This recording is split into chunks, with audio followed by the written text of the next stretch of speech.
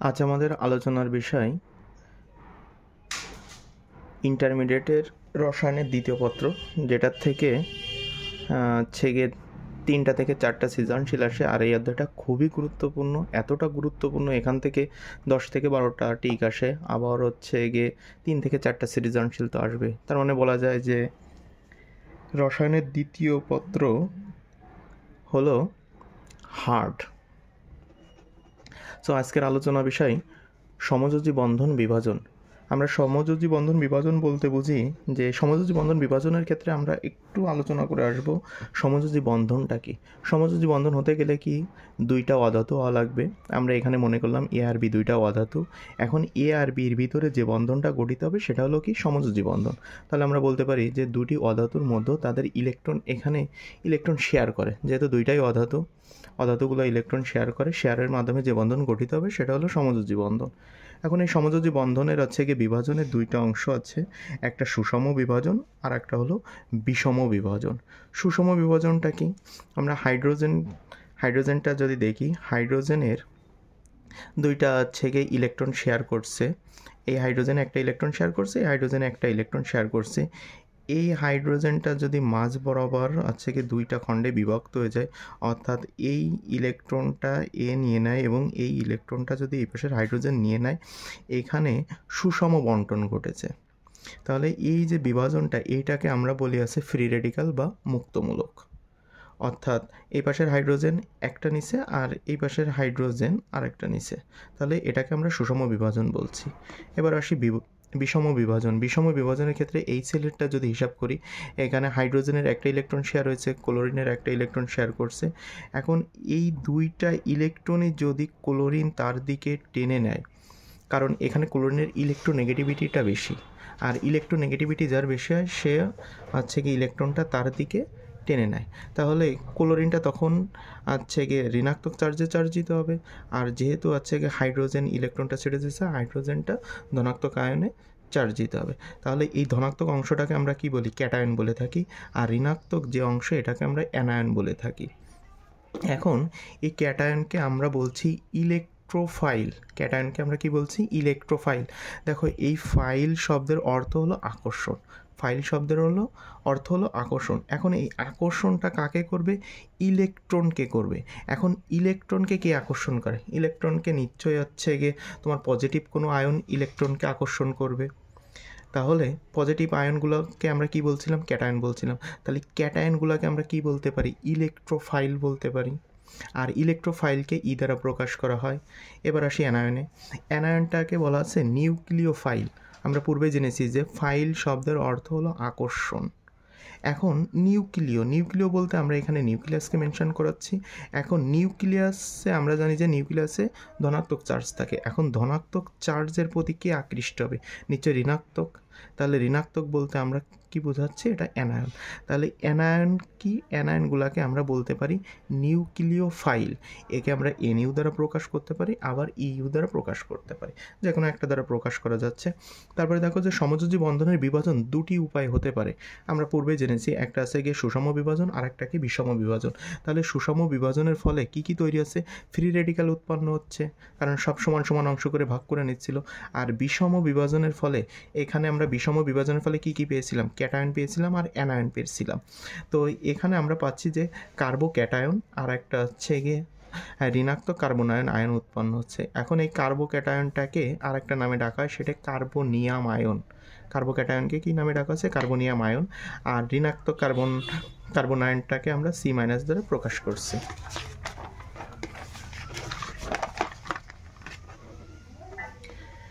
এখন কার্বনায়ন আর কার্বোক্যাটায়নটা কীভাবে সৃষ্টি হয় এটা আমরা একটু দেখব। আমরা যদি একটু উদাহরণে চলে আসি, যেমন কার্বনকে যদি আমরা হচ্ছে গিয়ে মিথেনের এটা নিয়ে আলোচনা করলাম, 4টে হাত আছে। এখন এই কার্বন আর হাইড্রোজেন এই দুইটার ভিতরে আমরা একটু কম্পেয়ার করব। এখানে হচ্ছে আমাদের ইলেকট্রোনেগেটিভিটি বা তড়িৎ ঋণাত্মকতার মান কার বেশি সেটা আমাদের দেখতে হবে। দেখা গেল হাইড্রোজেন আর কার্বনের ভিতরে কার্বনের ইলেকট্রোনেগেটিভিটির মানটা বেশি। যেহেতু কার্বনের ইলেকট্রোনেগেটিভিটির মানটা বেশি, তাহলে এখানে যে শেয়ারকৃত যে ইলেকট্রনটা আছে, দুইজনে শেয়ার করছিল, তাহলে নিশ্চয়ই সে নিজের দিকে এটা টেনে নিতে চাবে। এটা কার্বনের দিকে টেনে নিতে যাবে, আর কার্বনের দিকে যখন টেনে নিতে যাবে তখন হচ্ছে কি এটা কি চার্জে চার্জিত হয়ে যাবে, নেগেটিভ চার্জে চার্জিত হয়ে যাবে, আর হাইড্রোজেনটা কি পজিটিভ চার্জে চার্জিত হয়ে যাবে। এই যে এই অংশটা তৈরি হচ্ছে এটাকে আমরা বলছি কার্বনায়ন।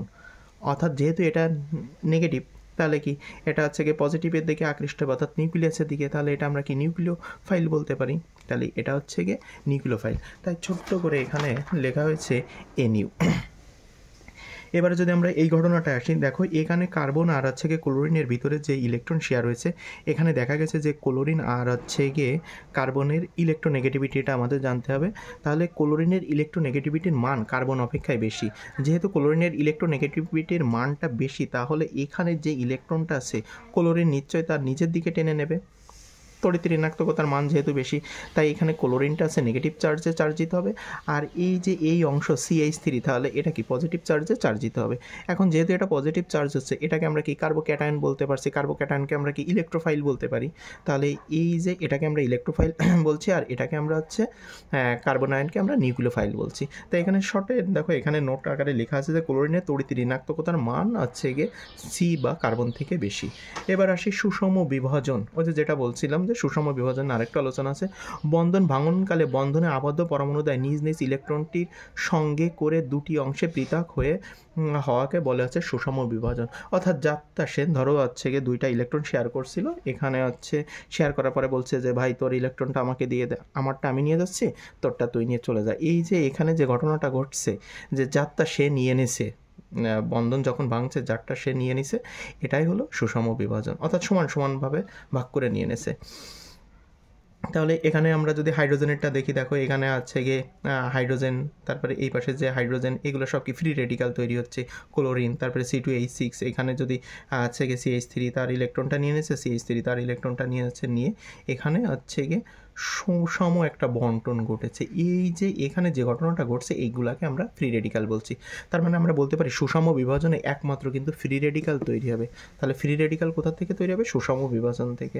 একটা ফ্রি রেডিক্যালে যদি আসি, যে এখানে আমরা ফ্রি রেডিক্যাল বলছি, ফ্রি রেডিক্যাল অ্যাকচুয়ালি কি? তো ফ্রি রেডিক্যাল হলো সমযোজী সিগমা বন্ধনে সুষম ভাঙনের ফলে উৎপন্ন বিজোড় ইলেকট্রন যুক্ত পরমাণু বা মূলককে ফ্রি রেডিক্যাল বলছে। আমরা যদি একটু উপরের দিকে খেয়াল করি, যে সমযোজী সিগমা বন্ধন, আমরা জানি কি একক হচ্ছে গিয়ে বন্ডিং যেখানে থাকে সেটা হচ্ছে গিয়ে সিগমা বন্ধন হয়। তাহলে এই যে সমযোজী সিগমা বন্ধনে আবদ্ধ সুষম ভাঙনের ফলে, সুষম ভাঙন ঘটেছে, এখানে দেখো বিজোড় ইলেকট্রন তৈরি হচ্ছে, এখানে হাইড্রোজেনের একটা বিজোড় ইলেকট্রন, এবার হাইড্রোজেনের একটা বিজোড় ইলেকট্রন। এই যে বিজোড় ইলেকট্রন যুক্ত পরমাণু, এটা কি এক একটা পরমাণু, এই পরমাণুগুলোকেই বলা হচ্ছে মুক্তমূলক বা ফ্রি রেডিক্যাল। তারপরে দেখো এখানে কিছু ফ্রি রেডিক্যালের বৈশিষ্ট্য পড়তে হবে, যে জাস্ট এগুলো জানার জন্য, যে এদের ইলেকট্রন থাকা সত্ত্বেও এরা বিদ্যুৎ পরিবহন করে না। এখন প্রশ্ন আসতে পারে কেন ফ্রি রেডিক্যালগুলো বিদ্যুৎ পরিবহন করে না? তখন আমরা নিঃসন্দেহে বলতে পারি যে হচ্ছে কি ফ্রি রেডিক্যালে মুক্ত ইলেকট্রন আছে, কিন্তু এই মুক্ত ইলেকট্রনগুলো চলাচল করতে পারে না। আর আমরা কি জানি যে ইলেকট্রনের প্রবাহ হতে হবে, ইলেকট্রনের প্রবাহ হলে তখনই এটা হচ্ছে গিয়ে বিদ্যুৎ পরিবহন করবে। যেহেতু ফ্রি রেডিক্যালে মুক্ত ইলেকট্রন আছে কিন্তু ওটা চলাচল করতে পারে না, এই কারণে ফ্রি রেডিক্যালগুলো হচ্ছে গিয়ে বিদ্যুৎ পরিবহন করতে পারে না বা অক্ষম। ফ্রি রেডিক্যালগুলো সর্বাধিক সক্রিয় আর হচ্ছে গিয়ে কম স্থায়ী। যেহেতু এরা অধিক সক্রিয় মৌলগুলো কী হবে, খুব দ্রুত আরেকটা মৌলের সাথে কী করবে, বিক্রিয়া করবে। যেহেতু হচ্ছে গিয়ে খুব দ্রুত হচ্ছে গিয়ে বিক্রিয়া করে, তাহলে কি তাদের স্থায়িত্ব অবশ্যই কম হবে। এবার আসি সক্রিয়তা কি? যে কোনো যৌগের সক্রিয়তা বলতে বোঝায় সেই যৌগটি কত তাড়াতাড়ি অন্য আর একটা যৌগের সাথে রিয়াকশান করবে, সেটাই হলো তার সক্রিয়তা। সো এখানে একটু লেখা আছে যে সক্রিয়তা দিয়ে একটু উপরের দিকে তীর চিহ্ন দিয়ে আছে, উপরের দিকে তীর চিহ্ন দিয়ে আমি মেনশন করেছি যে এটার সক্রিয়তা বেশি। যদি এটা আমি নিচের দিকে দিই তাহলে ওর সক্রিয়তাটা কম। বলা হচ্ছে যাদের সক্রিয়তা বেশি তারা কী হবে, খুব দ্রুত বিক্রিয়ায় অংশগ্রহণ করবে। আচ্ছা, খুব দ্রুত যখন বিক্রিয়ায় অংশগ্রহণ করে তাহলে অবশ্যই তার স্থায়িত্ব কী হবে, কম হবে, কারণ তারা কম সময়ের জন্য হচ্ছে গিয়ে বিক্রিয়ায় অংশগ্রহণ করছে, বিক্রিয়া দ্রুত ঘটিয়ে ফেলছে, তাহলে তাদের স্থায়িত্ব তো অবশ্যই কম। এবারে সক্রিয়তা যদি খুব স্লো হয়, অর্থাৎ খুব স্লো যদি হচ্ছে গিয়ে বিক্রিয়া করে, দেখো এখানে হচ্ছে কি সক্রিয়তা যদি কম হয় তাহলে কি ঘটনা ঘটবে, তাহলে কি খুব স্লো বিক্রিয়া করবে। আর যখন খুব স্লো বিক্রিয়া করবে, ধরো অনেক টাইম নিয়ে বিক্রিয়া করছে, তখন কি তার স্থায়িত্ব অবশ্যই বেড়ে যাবে। তার মানে তার বিক্রিয়ার যে ডিউরেশন টাইমটা ওটা বেড়ে যাচ্ছে। তাই আমরা বলতে পারি সক্রিয়তা যদি কম হয় তাহলে তার স্থায়িত্ব বেশি। এখান থেকে কিন্তু প্রশ্ন আসে সক্রিয়তা আর স্থায়িত্ব নিয়ে। এই কনসেপ্টটা ক্লিয়ার হলে পরেরগুলো যে 0 ডিগ্রি, 1 ডিগ্রি, 2 ডিগ্রি, এখানে বিভিন্ন স্থায়িত্ব বা হচ্ছে সক্রিয়তা ক্রমটা আছে, সক্রিয়তার ক্রম থেকে তুমি বলো মেডিকেলে যদি বলো, তারপর বুয়েটে বলো, এখান থেকে কিন্তু প্রশ্ন আসে, আর তোমাদের তো পরীক্ষায় অবশ্যই আসবেই। সো আমরা যদি আসি যে 0 ডিগ্রি ফ্রি রেডিক্যাল, আমরা একটু দেখবো যে কোনটার ঘটনা আসলে কী ঘটে। 0 ডিগ্রি ফ্রি রেডিক্যাল, এখন 0 ডিগ্রির ক্ষেত্রে দেখো এই কার্বনের চারিপাশেই হচ্ছে গিয়ে তোমার কী থাকবে, চারিপাশে বলতে 3 পাশে হচ্ছে গিয়ে হাইড্রোজেন থাকবে। এবারে 1 ডিগ্রির ক্ষেত্রে একটা অ্যালকাইল মূলক থাকবে, এ দেখো এখানে একটা কি আর আছে, তার মানে একটা অ্যালকাইল মূলক আছে। 2 ডিগ্রির ক্ষেত্রে কী থাকবে, 2টা অ্যালকাইল মূলক থাকবে। আর 3 ডিগ্রির ক্ষেত্রে আছে 3টা অ্যালকাইল মূলক থাকবে। আমরা আগে 3 ডিগ্রি নিয়ে একটু আলোচনা করব, আর 0 ডিগ্রি নিয়ে একটু আলোচনা করব, কার স্থায়িত্ব বেশি কার স্থায়িত্ব কম। দেখো এই যে আমাদের যে এখানে যেটা আছে যে ফ্রি রেডিক্যালটা আছে, এই ফ্রি রেডিক্যাল আর এই যে এই পাশে হাইড্রোজেনগুলো আছে, এখন এই হাইড্রোজেনের সাইজগুলো খুব কম বা ছোট। এখন এই চারিপাশ থেকে দেখা গেল যে সংঘর্ষে লিপ্ত হয়। আমরা জানি যে সংঘর্ষের উপরে কিন্তু বিক্রিয়ার হারটা নির্ভর করে, এটা তোমরা হচ্ছে গিয়ে প্রথম পার্টে একটু জানবে, হয়তো বা সেটা পড়ছো কিনা আমার জানা নাই। তো এখান থেকে দেখা গেল যে এই যে যে তোমার হচ্ছে কি মুক্তমূলক আছে, মুক্তমূলকের সাথে সংঘর্ষের চারিদিক থেকে সংঘর্ষ করবে। এখন চারিদিক থেকে যদি সংঘর্ষ করে তাহলে অবশ্যই সেটা কী হবে, যে খুব দ্রুত বিক্রিয়া করে ফেলবে। তাহলে চারিদিক থেকে যখন সংঘর্ষ করছে খুব দ্রুত কিন্তু বিক্রিয়া সম্পন্ন করছে। এখন খুব দ্রুত যখন বিক্রিয়া সম্পন্ন করে ফেলবে, তার কি স্থায়িত্ব বেশি হবে না কম হবে? অবশ্যই কম হবে। এই কারণে দেখো 0 ডিগ্রির স্থায়িত্ব কিন্তু খুব কম আর সক্রিয়তা বেশি। তাহলে আমরা বলতে পারি সক্রিয়তা বেশি হলে স্থায়িত্ব তার অবশ্যই কম। এখন আমরা যদি আজকে 3 ডিগ্রির ক্ষেত্রে একটু খেয়াল করি যে 3 ডিগ্রির ঘটনাটা দেখো, এখানে একটা রেডিক্যাল আছে গিয়ে অ্যালকাইল মূলক আছে, এখানে একটা অ্যালকাইল মূলক, এখানে একটা অ্যালকাইল মূলক আছে। এই হাইড্রোজেন থেকে কিন্তু এই অ্যালকাইল মূলকের সাইজ মানে বড়, যাই হোক খুবই বড়। এখন এই পাশে দেখো একটা বাধা তৈরি হচ্ছে, এই পাশে বড় একটা বাধা তৈরি হচ্ছে, এই পাশে বড় একটা বাধা তৈরি হচ্ছে। এখন চারিপাশ থেকে যখন বাধা তৈরি হচ্ছে তাহলে তো সরাসরি তো এখানে হচ্ছে গিয়ে যে ফ্রি রেডিক্যালটা আছে, ফ্রি রেডিক্যালের সাথে সংঘর্ষে লিপ্ত হতে পারবে না, একটা বাধা থাকছে। এখন এই বাধাকে কিন্তু স্টেরিক বাধা বলা হয়। এই বাধাকে কী বলা আছে? স্টেরিক বাধা। এখন চারিদিক থেকে যদি বাধা বেশি হয় তাহলে কি ওই বিক্রিয়া কিন্তু তোমার সংঘর্ষ করতে বেশি সময় নেবে, তাহলে ওই বিক্রিয়ার ডিউরেশন টাইমটা কি বেশি হবে, তার মানে ওই বিক্রিয়ার স্থায়িত্ব কী হবে? বেশি হবে।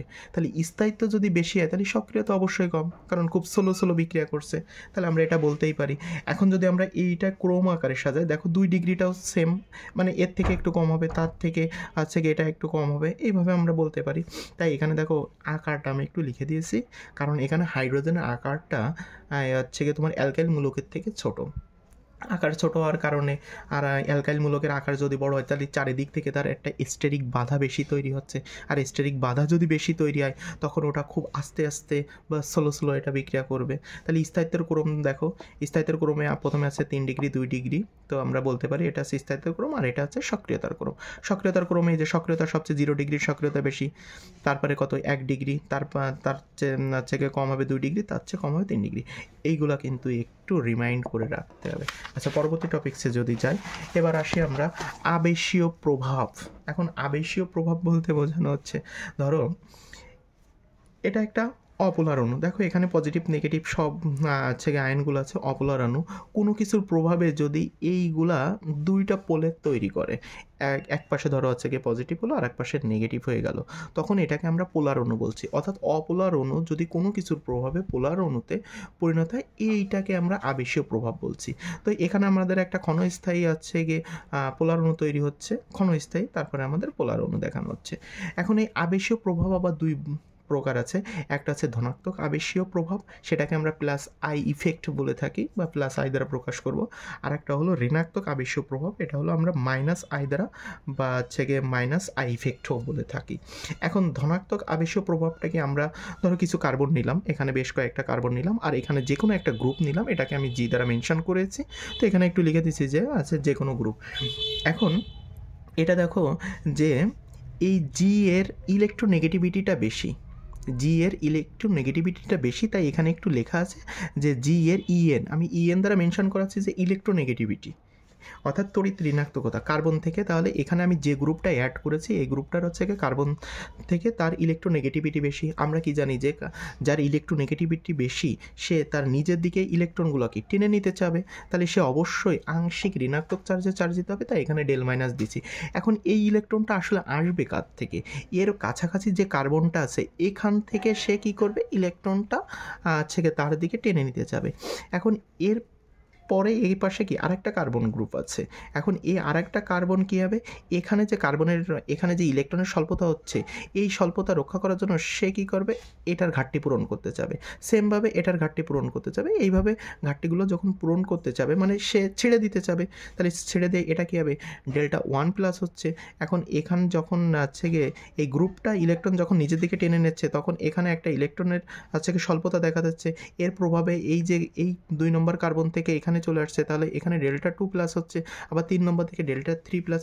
এই যে এখানে একটা প্রভাব সৃষ্টি হচ্ছে, দেখো এটা নিজের দিকে টেনে নিচ্ছিল, তাহলে এটা আমরা বলতে পারি যে মাইনাস আছে গিয়ে আই ইফেক্ট বলতে পারি, বা ঋণাত্মক আবেশীয় প্রভাব। সেমভাবে আমরা যদি ব্যাখ্যা করি যে ধরো এবার আমি যে গ্রুপটা দিচ্ছি এই গ্রুপটার আছে ইলেকট্রোনেগেটিভিটি কার্বন থেকে কম, তাহলে কী হবে, এই কার্বন তার দিকে হচ্ছে গিয়ে ইলেকট্রনটা টেনে নিতে যাবে, তখন আমাদের এখানে যে গ্রুপটা আছে জি বা গ্রুপটা সেটা হচ্ছে আংশিক ধনাত্মক চার্জে চার্জিত হবে। তাহলে এ নিচের দিকে টেনে এসে তাহলে এটা ডেল্টা 1, তারপরে এর থেকে আবার এই কার্বন নিচের দিকে টেনে এসে তাহলে ডেল্টা 2 মাইনাস, এটা ডেল্টা 3 মাইনাস, এইভাবে যাবে। অর্থাৎ এই যে নিচের দিকে টেনে টেনে নিচ্ছে, তাহলে এটা যেহেতু হচ্ছে গিয়ে এখান থেকে ইলেকট্রনটা নিচ্ছে, তাহলে আমরা এটা বলতে পারি প্লাস আই ইফেক্ট। তাহলে এই আবেশীয় প্রভাব হলো এটা। এবারে আসি বিষম বিভাজন।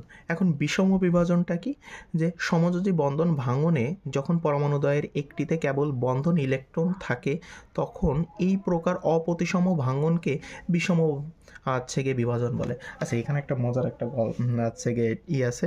ধরো বিষম ভাঙনটা কি, ধরো তোমার খুব শক্তি আছে, তুমি 1 প্যাকেট চিপস কিনলে, এরা হচ্ছে 2 জন মিলে 1 প্যাকেট চিপস কিনছো, এরা যার শক্তি বেশি সে কী করলো, সব চিপস বা তোমাকে একটা দিল আর সব নিজের দিকে নিয়ে নিল। এই যে এখানে একটা বৈষম্য তৈরি হচ্ছে, এটা কিন্তু বিষম বিভাজন বলতে পারো, যে তাকে তুমি 2টা দিছো আর সবগুলো তুমি তোমার মতো করে নিয়ে নিছো। আর সুষম বিভাজনে কী ছিল, সমান সমান চিপস কিন্তু ভাগ করে নিতে হতো। সো এখানে তাই বলছে যে সমযোজী বন্ধন ভাঙনে যখন পরমাণু দ্বয়ের মধ্যে, ধরো এখানে পরমাণু দ্বয়ের মধ্যে একটিতে কেবল হচ্ছে গিয়ে কেবল বন্ধন ইলেকট্রন থাকে তখন এই প্রকার অপ্রতিসম ভাঙনকে বিষম হচ্ছে গিয়ে ভাঙন বা বিষম বিভাজনটা বলা হচ্ছে।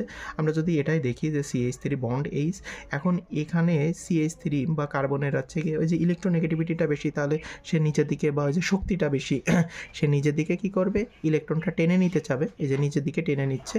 এখন নিচের দিকে যেহেতু টেনে নিচ্ছে তাহলে এটা হচ্ছে গিয়ে ঋণাত্মক চার্জে চার্জিত হচ্ছে, আর এটা হাইড্রোজেনটা ধনাত্মক চার্জে চার্জিত হচ্ছে। আবার যদি তুমি এখানে ক্লোরিন আর কার্বনের ভিতরে আছে ইলেকট্রোনেগেটিভিটিটা কম্পেয়ার করো, তাহলে এখানে হচ্ছে গিয়ে ক্লোরিন তার দিকে ইলেকট্রনটা টেনে নিচ্ছে, তাহলে এটা পজিটিভ হচ্ছে গিয়ে CH3 মূলকটা কি পজিটিভ হয়ে যাচ্ছে আর ক্লোরিনটা আছে নেগেটিভ হয়ে যাচ্ছে।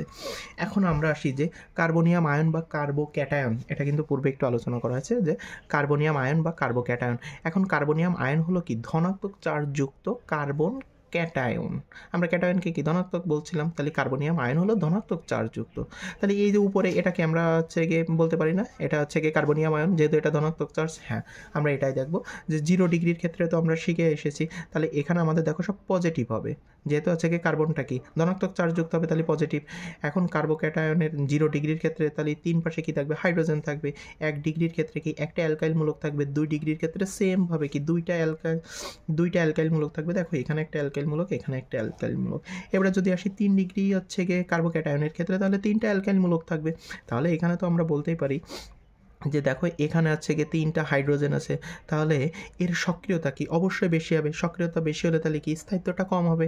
সেমভাবে যদি আমরা 3 ডিগ্রিটা ব্যাখ্যা করি, ওই যে হাইড্রোজেন আর হচ্ছে গিয়ে ওই যে কি অ্যালকাইল গ্রুপের ভিতরে বলছিলাম যে কার আকারটা বড়, তাহলে এখানে আমাদের 3টে অ্যালকাইল মূলক আছে, তাহলে এর আকারটা অবশ্যই বড়, তাহলে আকার বড় হলে এখানে একটা স্টেরিক বাধা বেশি তৈরি হবে, তাহলে বিক্রিয়াটা একটু বেশি সময় নিয়ে করবে, তাহলে এর সক্রিয়তা কম হবে। আর বিক্রিয়ার স্থায়িত্ব বলতে কিন্তু এখানে বিক্রিয়ার স্থায়িত্বটা তখন বেশি হবে। তাই দেখো এখানে ছোট করে লেখা আছে যে স্থায়িত্ব কম নিচের দিকে দেওয়া আছে, তার মানে হ্রাস পায়, আর এখানে সক্রিয়তা কি ঊর্ধ্বগামী, তার মানে এটা হচ্ছে গিয়ে বৃদ্ধি পাচ্ছে।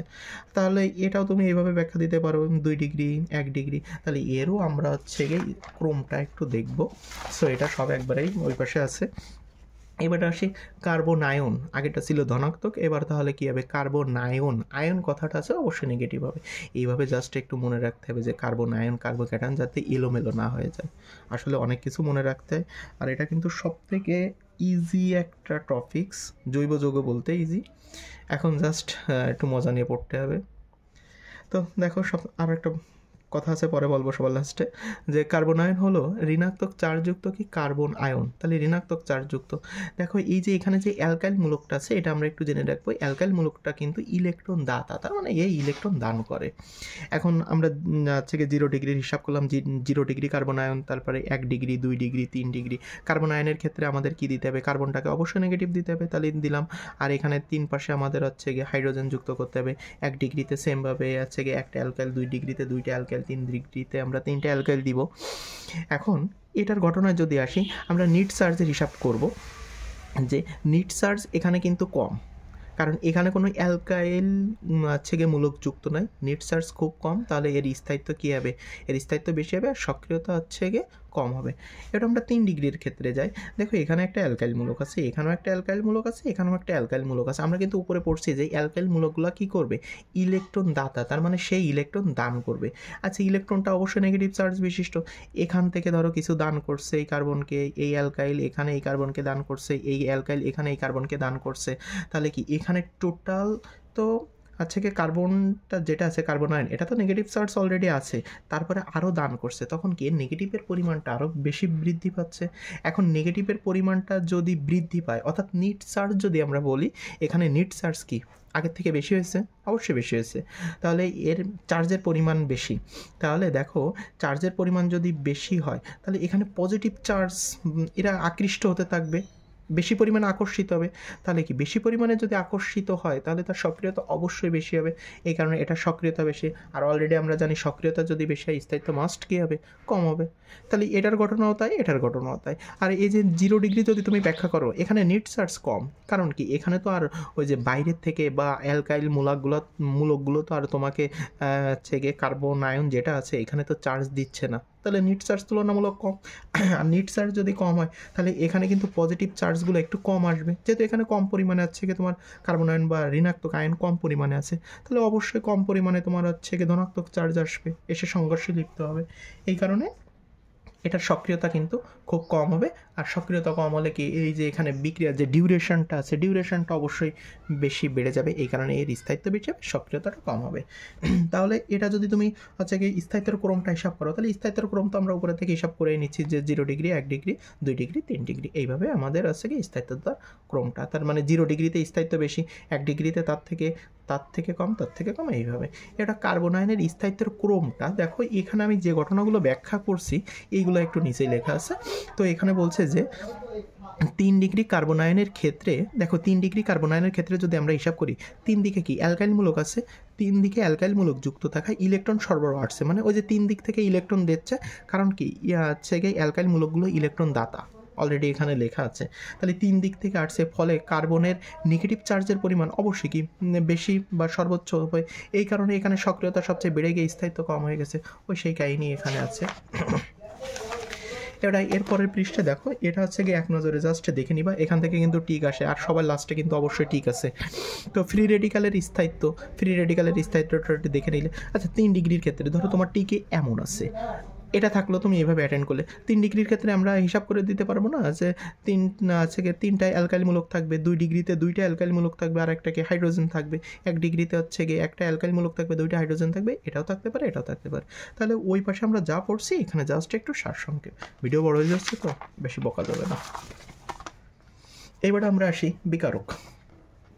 দেখো জৈব বিক্রিয়ায় জৈব যৌগের সাথে যা এসে যুক্ত হয়ে উৎপাদ বা উপজাত তৈরি করে তাকে বিকারক বা হচ্ছে গিয়ে জৈব বিকারক বলে। ধরো তুমি একটা জৈব যৌগ নিলে, সাপোজ এখানে আমি একটা জৈব যৌগ নিলাম, জৈব যৌগ দিলাম, জৈব যৌগের সাথে এখানে কোনো কিছু আমরা অ্যাড করলাম, আর এখানে ধরো উৎপাদ তৈরি হলো, উৎপাদ প্লাস হচ্ছে গিয়ে উপজাত তৈরি হলো।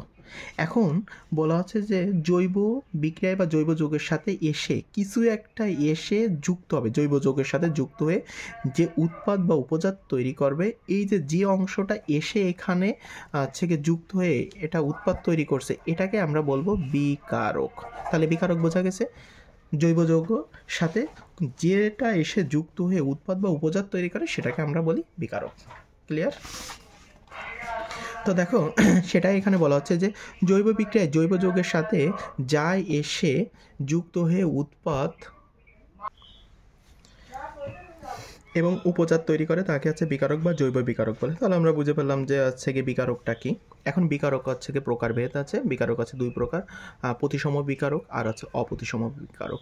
ওই যে আমরা ওই পাশে সুষম বিভাজনে পড়ছিলাম যেটা, ওই এখানে হচ্ছে কি প্রতিসম বিকারকটা আর অপ্রতিসম বিকারকটা HB আর Cl। এবারে আক্রমণকারী বিকারক হচ্ছে তিন প্রকার, এটা আমাদের জানতে হবে যে আক্রমণকারী বিকারক অর্থাৎ ইলেকট্রন আকর্ষী বিকারক বা ইলেকট্রোফাইল, এটা আমরা জানছি যে ইলেকট্রন আকর্ষী বিকারককে বা আমরা কি বলি সেটাকে ইলেকট্রোফাইলও বলে, আর কেন্দ্র আকর্ষী বিকারক অর্থাৎ নিউক্লিয়াসকে যেটা করছিল সেটাকে নিউক্লিওফাইল, আর মুক্তমূলক বা ফ্রি রেডিকাল। অলরেডি এগুলো আমরা একটু কম বেশি জানছি, তারপর আমরা একটু ডিটেলসে যাব।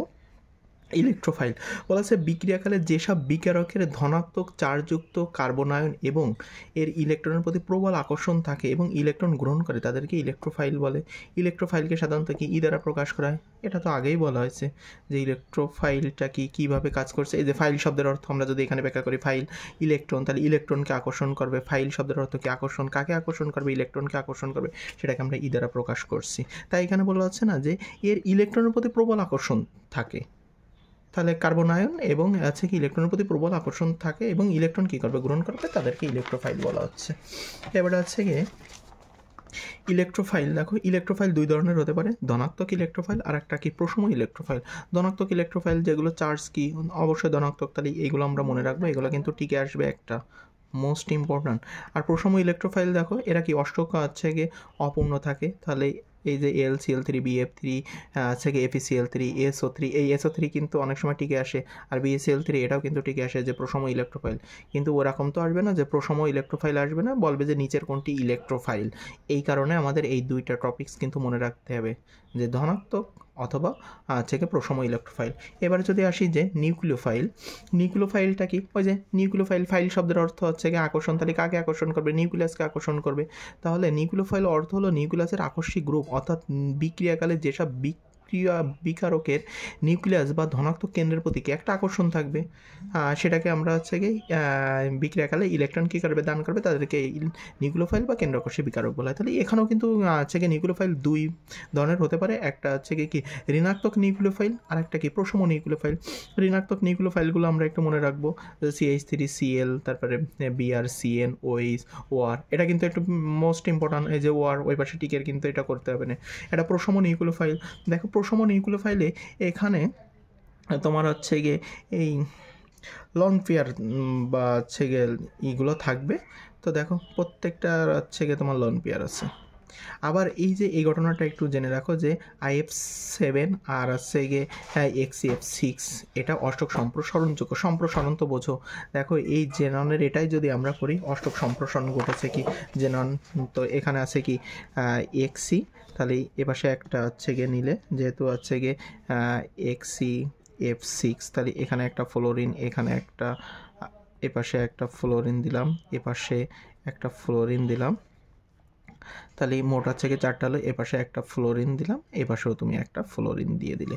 তাহলে দেখো আমরা কি জানি যে এটারটায় কিন্তু দুইটা করে ইলেকট্রন থাকে, তাহলে এখানেও দুটা ইলেকট্রন, এখানেও দুইটা ইলেকট্রন, এখানেও দুইটা, এখানেও কি দুইটা ইলেকট্রন, এখানে হচ্ছে দুইটা ইলেকট্রন। তাহলে আমরা যদি হিসাব করি তাহলে হচ্ছে কি এখানে ফ্লোরিন আছে কয়টা, 6টা, তাহলে 6 2 12, তাহলে কি এখানে অষ্টক কি সম্প্রসারণ ঘটেছে, যেহেতু 12 হয়ে গেছে অষ্টক সম্প্রসারণ, তাই এখানে বলা হচ্ছে যে এগুলো হচ্ছে অষ্টক সম্প্রসারণ যোগ্য।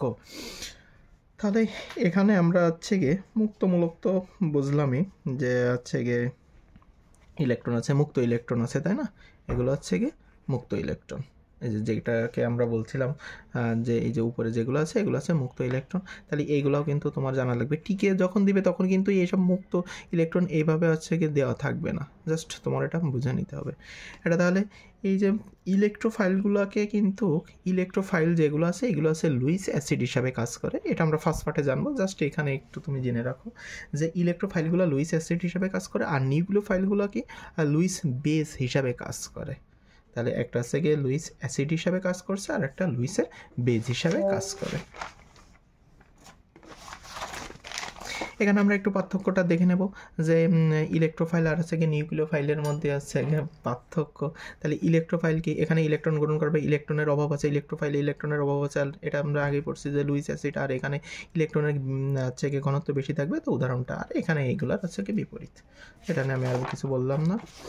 এবারে চলে আসি যে আছে কি জৈব বিক্রিয়া যে শ্রেণী বিভাগ। আস্তে আস্তে আমরা জৈব বিক্রিয়ার দিকে অগ্রসর হচ্ছি। এখন এই জৈব বিক্রিয়াকে দেখো হচ্ছে গিয়ে কিছু অংশে ভাগ করা যাচ্ছে, সংযোজন বা হচ্ছে গিয়ে দ্রুত বিক্রিয়া, প্রতিস্থাপন বিক্রিয়া, অপসারণ বিক্রিয়া, সমানুকরণ বিক্রিয়া। অ্যাকচুয়ালি কিন্তু আমাদের এইগুলা নিয়ে একটু বেশি আলোচনা, সমানুকরণ আপাতত না জানলেও হচ্ছে। তো দেখি সংযোজন বিক্রিয়াকে আবার দুইটা অংশে ভাগ করা যাচ্ছে। একটা আছে ইলেকট্রোফিলিক সংযোজন বিক্রিয়া আর আছে কি নিউক্লিওফিলিক সংযোজন বিক্রিয়া। তাহলে সংযোজন বিক্রিয়া আছে দুই প্রকার, একটা আছে ইলেকট্রোফিলিক আর একটা আছে নিউক্লিওফিলিক। তারপরে দেখো প্রতিস্থাপন বিক্রিয়া দুই প্রকার, ইলেকট্রোফিলিক প্রতিস্থাপন বিক্রিয়া আর হচ্ছে কি নিউক্লিওফিলিক, আরেকটা কি নিউক্লিওফিলিক প্রতিস্থাপন বিক্রিয়া। অপসারণ বিক্রিয়া এখানে ইয়ন অপসারণ বিক্রিয়া আর একটা আছে E2 অপসারণ বিক্রিয়া। আর এটা তো বললাম আপাতত আমাদের এটা দরকার পড়ছে না। এখান থেকে আমাদের আরেকটু মনে রাখতে হবে যে ইলেকট্রোফিলিক সংযোজন বিক্রিয়া কারা দিয়ে থাকে। দেখো ইলেকট্রোফিলিক সংযোজন বিক্রিয়াগুলো হচ্ছে কি অ্যালকিন আর অ্যালকাইন দিয়ে থাকে, অ্যালকিন আর অ্যালকাইন। আর নিউক্লিওফিলিক সংযোজন বিক্রিয়া দিয়ে থাকবে হচ্ছে কি অ্যালডিহাইড আর কিটোন। এটা কিন্তু মনে রাখতে হবে, অ্যালডিহাইড আর কিটোন নিউক্লিওফিলিক সংযোজন বিক্রিয়া দিয়ে থাকে। এবারে হচ্ছে কি ইলেকট্রোফিলিক যেটা আছে প্রতিস্থাপন বিক্রিয়া, এটা ইলেকট্রোফিলিক প্রতিস্থাপন বিক্রিয়া কে কে দেয়, সেটা হলো অ্যালকোহল আর হচ্ছে কি বেনজিন। আর নিউক্লিওফিলিক আমরা এগুলো পর্যায়ক্রমে জানতে থাকবো। আমরা একটু দেখি যে নিচেই দেখো এখানে দ্বিবন্ধন আছে, তাহলে এটা অবশ্যই একটা অ্যালকিন। এখানে ত্রিবন্ধন আছে, এটা হচ্ছে গিয়ে একটা অ্যালকাইন। এখন এই যে এই পাশের কার্বন এই পাশের কার্বন যদি আমরা হিসাব করি, এই কার্বন দুইটারই হচ্ছে গিয়ে তোমার ইলেকট্রোনেগেটিভিটি যদি হিসাব করা তাহলে হচ্ছে গিয়ে এখানে শূন্য হয়ে যাচ্ছে। তাহলে সম্পূর্ণ ইলেকট্রনগুলো কিন্তু মিডিলে অবস্থান করে, যে ইলেকট্রন মেঘের যে ঘনত্ব এই যে এখানে অবস্থান করে। আর এখানে তাহলে এটাও এরকম মিডিল অবস্থান করবে। এটা যদি তুমি এটাই দেখো C+O, এখানে হচ্ছে গিয়ে কার্বনের হচ্ছে গিয়ে কার্বন আর অক্সিজেনের মধ্যে যদি তুমি কম্পেয়ার করো তাহলে ইলেকট্রোনেগেটিভিটি কার বেশি, অক্সিজেনের ইলেকট্রোনেগেটিভিটি বেশি। তাহলে এই পাশে হচ্ছে গিয়ে আংশিক ঋণাত্মক চার্জ হবে আর এই পাশে আংশিক ধনাত্মক চার্জ হবে, ঠিক আছে। তো এটাকে আমরা কি বলতে পারি, তাহলে অবশ্যই নিউক্লিওফিলিক, এটা হচ্ছে গিয়ে নিউক্লিওফিলিক। আর এখানে আকর্ষণ করবে কে, মানে এখানে আসবে কি ইলেকট্রোফিলিক আসবে। তাহলে অ্যালকিন অ্যালকাইন হচ্ছে গিয়ে কী বিক্রিয়া দিচ্ছে, এটা আমাদের অবশ্যই ইলেকট্রোফিলিক বিক্রিয়া দিচ্ছে। আর হচ্ছে গিয়ে এটা দিচ্ছে অ্যালডিহাইড আর হচ্ছে গিয়ে কিটোন, নিউক্লিওফিলিকটা দিচ্ছে অ্যালডিহাইড আর কিটোন, ঠিক আছে। তাহলে নিউক্লিওফিলিক সংযোজন বিক্রিয়াও হচ্ছে গিয়ে দেখায়। এখন সংযোজন বিক্রিয়াটা কি আমরা একটু যাই, যে বিক্রিয়ায় হচ্ছে গিয়ে দুটি ভিন্ন পরমাণু মিলিত একটি মাত্র নতুন যৌগ গঠন করবে তাদেরকে সংযোজন বিক্রিয়া বলে। দেখা গেল এ আর বি যুক্ত হয়ে সি নতুন একটা প্রোডাক্ট তৈরি করছে, তাহলে অবশ্যই বলতে পারি এটা সংযোজন বিক্রিয়া।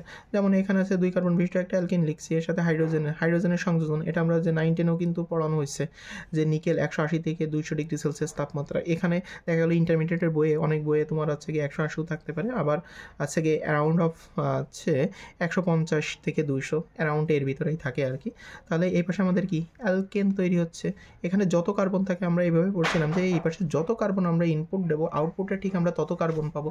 যেহেতু 2 কার্বন তাহলে সেই পাশে 2 কার্বন বিশিষ্ট একটা অ্যালকেন। তারপরে আসি যে সংযোজন বিক্রিয়া। এখন সংযোজন বিক্রিয়ায় এই ঘটনাটাই তুমি যদি দেখো যে অসম্পৃক্ততা আর সম্পৃক্ততা, এটা সম্পৃক্ত জৈব যৌগ আর অসম্পৃক্ত জৈব যৌগ, এখানে কিন্তু একটু আলোচনার বিষয় আছে। দেখো সম্পৃক্ত জৈব যৌগ কোনগুলো ছিল, যাদের ভিতরে একক বন্ধন বিদ্যমান ছিল তারা হচ্ছে গিয়ে সম্পৃক্ত। তাহলে সকল অ্যালকেনের ভিতরে কিন্তু একক বন্ধন বিদ্যমান, তাহলে ওটা কি সম্পৃক্ত, জাস্ট রিমাইন্ড ইট। আর এখানে দেখো অসম্পৃক্ত কি, যে অ্যালকিন অ্যালকাইন যাদের ভিতরে দ্বিবন্ধন বা ত্রিবন্ধন বিদ্যমান সেগুলো হচ্ছে অসম্পৃক্ত। এখন এই পাশে আমি দিয়েছিলাম কি, এখানে আমি একটা অ্যালকিন দিয়েছিলাম, তাহলে অ্যালকিন এখানে হচ্ছে কি দ্বিবন্ধন, তাহলে দ্বিবন্ধন অবশ্যই এটা কি অসম্পৃক্ত, অসম্পৃক্ত জৈব যৌগ, এপাশে আমরা পাচ্ছি কি একটা সম্পৃক্ত জৈব যৌগ পাচ্ছি, কারণ এটা হচ্ছে একটা অ্যালকেন। তাহলে এইটা ভেঙে নিশ্চয়ই আমাদের এই পাশের প্রোডাক্টটা তৈরি হচ্ছে, তাহলে হ্রাস পাচ্ছে কে? বিক্রিয়কটা হ্রাস পাচ্ছে, উৎপাদের পরিমাণ বৃদ্ধি পাচ্ছে। তাহলে বিক্রিয়কটা আমরা কি দিছিলাম? অ্যালকিন দিছিলাম, তার মানে এখানে এর অসম্পৃক্ততা হ্রাস পাচ্ছে। তাহলে আমরা বলতে পারি যে সংযোজন বিক্রিয়া অসম্পৃক্ততা হ্রাস পাবে আর সম্পৃক্ততা বৃদ্ধি পাবে। কেন সম্পৃক্ততা বৃদ্ধি পাচ্ছে? কারণ হচ্ছে গিয়ে এখানে অ্যালকেন তৈরি হচ্ছে, একক বন্ধন যেহেতু, তাহলে ওটা সম্পৃক্ত জৈব যৌগ, তাহলে অবশ্যই সম্পৃক্ততা বৃদ্ধি পাবে। খুব ইজি টপিকস কিন্তু এগুলো। এবার আসি প্রতিস্থাপন বিক্রিয়া, অর্থাৎ যে বিক্রিয়ায় কোনো জৈব অণুর একটি মূলককে বা পরমাণুর অধিকতর সক্রিয় অপর একটি পরমাণু বা মূলক প্রতিস্থাপন করে নতুন যৌগ গঠন করে তাকে প্রতিস্থাপন বিক্রিয়া বলে। এটা আমরা ছোটোবেলা থেকে শিখছি যে যার হচ্ছে গিয়ে শক্তি বেশি সে তাকে উঠিয়ে দিয়ে কম শক্তি সম্পন্ন মৌলকে উঠিয়ে দিয়ে সে সেখানে স্থাপিত হচ্ছে। দেখো এখানে যদি আমি হিসাব করি C+A বন্ড B লিখলাম, এখানে ধরো হচ্ছে গিয়ে এ এর শক্তি, এ এর সক্রিয়তা বা শক্তি যেটাই বলুন না কেন, এর সক্রিয়তা হচ্ছে গিয়ে সি থেকে কম, তাহলে অবশ্যই এই এটাকে কি রিপ্লেস মানে উঠে যেতে হবে আর সিটা এখানে রিপ্লেস হবে। এই যে বিক্রিয়াটা, এটাই হলো প্রতিস্থাপন বিক্রিয়া। তো এখানে দেখি যে পটাশিয়াম হাইড্রো অক্সাইড, এটা যদি অ্যাকুয়াস দ্রবণ হয়, এটা কিন্তু তোমার মনে রাখতে হবে, পটাশিয়াম হাইড্রো অক্সাইডে যদি অ্যাকুয়াস দ্রবণ হয় সেটা অবশ্যই কিন্তু প্রতিস্থাপন বিক্রিয়া দেখাবে। তাহলে পটাশিয়াম হাইড্রো অক্সাইড যদি অ্যাকুয়াস লেখা থাকে ওটা মাস্ট তোমাকে প্রতিস্থাপন বিক্রিয়া ঘটাতে হবে। আর ওটাই যদি থাকে পটাশিয়াম হাইড্রো অক্সাইড AlC, এটা হচ্ছে অ্যালকোহলিক বা অ্যালকোহলীয় দ্রবণ যদি হয় তাহলে ওটা অপসারণ বিক্রিয়া দেবে। তাহলে কখন অপসারণ বিক্রিয়া দেবে আর কখন হচ্ছে প্রতিস্থাপন বিক্রিয়া দেবে সেটা আমরা এটা দেখে বুঝবো যে ওটা অ্যাকুয়াস দ্রবণে আছে পটাশিয়াম হাইড্রো অক্সাইড নাকি হচ্ছে গিয়ে অ্যালকোহলিক দ্রবণে আছে। যদি এটা অ্যালকোহলিক দ্রবণে থাকে সেটা অবশ্যই কি অপসারণ বিক্রিয়া দিয়ে থাকবে। এবার আমরা আসি অপসারণ বিক্রিয়ায়। যে অপসারণ, যে বিক্রিয়ায় কোনো জৈব অণু পাশাপাশি দুটি কার্বন পরমাণুতে একাধিক হাইড্রোজেন পরমাণু বা অন্যান্য অণু অপসারিত অসম্পৃক্ততা সৃষ্টি হয় তাকে হচ্ছে অপসারণ বিক্রিয়া বলে। তো আমরা এখানে এইটা দেখলে আরও বেশি বুঝবানে। বলছে যে বিক্রিয়ায় কোনো জৈব অণুর পাশাপাশি কার্বন থেকে, ধরো আমি এখানে একটা বিক্রিয়া লিখলাম, এই যে এই বিক্রিয়ার এখানে একটা আছে বিক্রিয়ক আছে, যে পাশাপাশি কার্বন থেকে এখানে আমরা একটা হাইড্রোজেন মার্ক করছি, এখানে একটা হাইড্রোজেন মার্ক করছি, অর্থাৎ পাশাপাশি দুটি কার্বন পরমাণুতে একাধিক হাইড্রোজেন পরমাণু বা অন্য অণু অপসারিত, অর্থাৎ এই হাইড্রোজেন আর এই হাইড্রোজেন পরমাণু এই দুইটা অপসারিত হয়ে এই পাশে হাইড্রোজেন গ্যাস তৈরি করে ফেলবে। দেখো এটা অপসারিত হয়ে গেছে, তাহলে এই যে দুইটা বন্ধন তখন আমাদের কি একক বন্ধন আর একটা বন্ধনের তৈরি করে ফেলবে। অর্থাৎ আমরা জানতাম কি একটা বন্ধন ভাঙলে দুইটা বন্ডের তৈরি, এখন দুইটা বন্ড যদি তুমি উঠিয়ে দাও তাহলে আবার সেই একটা বন্ধনে ফিরে আসবে, তাহলে আমরা অবশ্যই এখানে কি দ্বিবন্ধন লিখে দিতে পারি। তাই এখানে বলা হচ্ছে যে বিক্রিয়ায় কোনো জৈব অণুর পাশাপাশি কার্বন থেকে হচ্ছে গিয়ে একাধিক হাইড্রোজেন পরমাণু যদি তুমি হচ্ছে গিয়ে অপসারিত করো তাহলে এখানে একটা অসম্পৃক্ততা সৃষ্টি হবে, তাকে অপসারণ বিক্রিয়া বলা আছে। কেন এটা অসম্পৃক্ততা সৃষ্টি আছে? কারণ এখানে দ্বিবন্ধন আছে, স্যার এটা হলো একটা অ্যালকিন, তাহলে এখানে অসম্পৃক্ততা, এবারে তো তুমি দেখেই বলতে পারো যে এখানে সম্পৃক্ততা বৃদ্ধি পাচ্ছে কি অসম্পৃক্ততা বৃদ্ধি পাচ্ছে। একটু হিসাব করে দেখো, এখানে সব একক বন্ধন আছে, তার মানে এখানে কি হচ্ছে গিয়ে সম্পৃক্ততা হ্রাস পাচ্ছে আর এ পাশে কি অ্যালকিন তৈরি হচ্ছে, তার মানে অসম্পৃক্ততা বৃদ্ধি পাচ্ছে। তাহলে আমরা এই ঘটনাটা এইভাবে বলতে পারি না, অপসারণ বিক্রিয়ায় অসম্পৃক্ততা বৃদ্ধি ঘটে আর সম্পৃক্ততা কি হ্রাস ঘটে। তারপরে দেখো এখানে আমাদের কিছু কনসেপ্ট জানা লাগবে যা জৈব হচ্ছে গিয়ে বিক্রিয়ায় খুবই কাজ দেবে। যে ইম্পর্টেন্ট কনসেপ্ট অফ তোমার হচ্ছে গিয়ে অর্গানিক রিয়াকশান, তো অর্ধেক বাংলার অর্ধেক ইংরেজি হয়ে গেছে আর কি। তো এখানে দেখো জৈব যৌগের সাথে যদি হাইড্রোজেন থাকে, কোনো যৌগের সাথে যদি হাইড্রোজেন থাকে আর কোনো যৌগের সাথে যদি হাইড্রোক্সিল থাকে, অবশ্যই ওখানে পানি আর হচ্ছে গিয়ে কি উৎপাদ তৈরি হবে। কারণ কি এই হাইড্রোজেন আর এই হাইড্রোক্সিল এটা মিলে হচ্ছে গিয়ে পানি তৈরি করে ফেলে। আবার দেখো হাইড্রোজেন আর যদি কোনো যৌগের সাথে হ্যালোজেন পরমাণু থাকবে, তার মানে অর্থাৎ হ্যালাইড যৌগ, এটা কি হ্যালোজেন পরমাণু বলতে এটা হচ্ছে গিয়ে হ্যালাইড যৌগ থাকে, তাহলে এখানে হচ্ছে গিয়ে ওই হাইড্রোজেন আর ওই হ্যালোজেন মিলে হচ্ছে গিয়ে হ্যালাইড গঠন করে ফেলবে, হ্যালাইডের একটা যৌগ আর উৎপাদ তৈরি হবে। বলছে যে কার্বন সংখ্যা যদি তোমার কখনো বাড়ানো প্রয়োজন পড়ে, ধরো তুমি মনে করছো যে আমার এই কার্বন 1 নম্বর কার্বন চাচ্ছে না, 2 নম্বর কার্বন লাগবে, যদি এরকম কোনো কার্বন সংখ্যা বাড়ানোর প্রয়োজন হয় তবে মূল কার্বনের সাথে HCN যুক্ত করবা। দেখো ওই জৈব যৌগের সাথে যদি তুমি HCN এর বিক্রিয়া ঘটাও তাহলে এখানে যে কার্বন দিবা তার পরবর্তী কার্বনটা পাবা। তার মানে এখানে যদি তুমি 3 কার্বন দাও, এটা আমি 3 কার্বন বোঝাচ্ছি, এটা যদি তুমি 3 কার্বন দাও এ পাশে তুমি কি 4 কার্বন পাবা। তাহলে কার্বন সংখ্যা বাড়াতে গেলে আমরা HCN HCN যুক্ত করব, সেটা এখানে লেখা আছে। জাস্ট এগুলো কনসেপ্ট, তাছাড়া আর কিছুই না। যে এগুলো এই বেসগুলো জানলে তোমার বিক্রিয়া ঘটাতে আসলে সুবিধা হবে। এখন ধরো এটা বাড়ানোর প্রয়োজন হয়েছে, এখন তো তোমার হচ্ছে কি কার্বন সংখ্যা কমানোর প্রয়োজন হতে পারে। আর কার্বন সংখ্যা যদি তুমি কমানোর প্রয়োজন মনে করো, তখন এই নিচের এই বিক্রিয়াগুলো তোমার সংগঠিত করতে হবে। একটা কি ডিকার্বক্সিলেশন, 9-এ খুব পড়াইছিলাম, 9-10-এ ডিকার্বক্সিলেশন বলতে বলতে চিল্লাতাম। দেখো এই ডিকার্বক্সিলেশন, এখানে ডিতে মনে রাখবা ডিলিট, তার মানে কি কার্বন ডিলিট করতে হবে, যা আছে তার থেকে ডিলিট করে দিবা, ব্যাস ক্লিয়ার। আর হফম্যান ডিগ্রেশন বিক্রিয়া, এটা অবশ্যই এখনও পড়ানো হয়নি, এটা ধাপে ধাপে পড়ানো হবে, হফম্যান ডিগ্রেশন বিক্রিয়া। তাহলে এই দুইটা বিক্রিয়ার সাহায্যে কিন্তু আমরা কি করতে পারি, কার্বন সংখ্যা হ্রাস করতে পারি, আর HCN যুক্ত করে আমরা কার্বন সংখ্যা বৃদ্ধি করতে পারি। এইবারে আমরা কিছু সংকেত এখানে জানবো, যে হেক্সাক্লোরোবেনজিনের সংকেত। দেখো এখানে আমরা হচ্ছে প্রথমে কি করবো, আমরা এটা একটু খাতায় দেখাই। ধরো হেক্সাক্লোরোবেনজিন, এখানে আমরা একটা বেনজিন এঁকে ফেললাম, বেনজিন দিলাম, এই বেনজিনের প্রত্যেকটা কর্নারে আমরা ক্লোরিন যুক্ত করে দিলাম। তাহলে এখানে ক্লোরিন, এখানে ক্লোরিন, এখানে ক্লোরিন, এখানে ক্লোরিন। এখন এর ভিতরে আমরা বেনজিনের এটা দিয়ে দিলাম। তাহলে এই যে ঘটনাটা তৈরি হলো, এটা আছে হেক্সাক্লোরোবেনজিন। যদি এর গাঠনিক সংকেত কখনো আসে যে হেক্সাক্লোরোবেনজিন, আমরা এইভাবে দেবো। তারপরে যদি আসি লিন্ডেন, দেখো একই কথা, বেনজিনটাই আমরা প্রথমে আঁকবো লিন্ডেন। তাহলে প্রত্যেকটা কর্নারে আমরা ক্লোরিন দিব, প্রত্যেকটা কর্নারে আমরা কি দেব, ক্লোরিন দেবো। এখন এর ভিতরে যদি আমরা বেনজিনের এইটা যদি না দিই, তাহলে এটা হয়ে যাবে লিন্ডেন বা গ্যামাক্সিন। এই লিন্ডেন বা গ্যামাক্সিন এটা কিন্তু কীটনাশক তৈরিতে প্রচুর পরিমাণে ব্যবহার করা হয়, তার মধ্যে যে সেই বিষ তৈরিতে, তার মানে কীটনাশক। তো বিষ নিয়ে মেলা একটা কথা আছে, যাই হোক, যা দোষ হবে সব সার্গের। সো দেখো এই যে কীটনাশক তৈরিতে তাহলে কি ব্যবহার করা আছে, লিন্ডেন। তাহলে লিন্ডেন বা গ্যামাক্সিন মনে রাখতে হবে, কিন্তু লিন্ডেন বা গ্যামাক্সিন এটা কিসে তৈরিতে ব্যবহার করা হয়, আছে কি কীটনাশক তৈরিতে। তাহলে এর সংকেতটা এখানে দেখো 6টা ক্লোরিনই আছে। এটা যদি আসি ডিডিটির ক্ষেত্রে আমরা ওই যে বেনজিনটা, ওই বেনজিনটা আমরা এইভাবে আঁকবো। ডিডিটির গাঠনিক সংকেতটা এখানে আমরা একটু কার্বন দিয়ে কানেক্ট করে দেব, আর এখানে একটা সিএল দেব, এই পাশেও সেমভাবে একটা সিএল বসিয়ে দেব। এখন এই কার্বনের সাথে একটা সিএল, এই পাশে একটা সিএল, এই পাশে একটা সিএল, আর যেহেতু কার্বনের 4টা হাত, তাহলে এখানে একটা বাকি আছে, এখানে আমরা একটা এইচ দিয়ে দেবো। তাহলে এটাই হলো আছে ডিডিটির। তারপরে আসি যে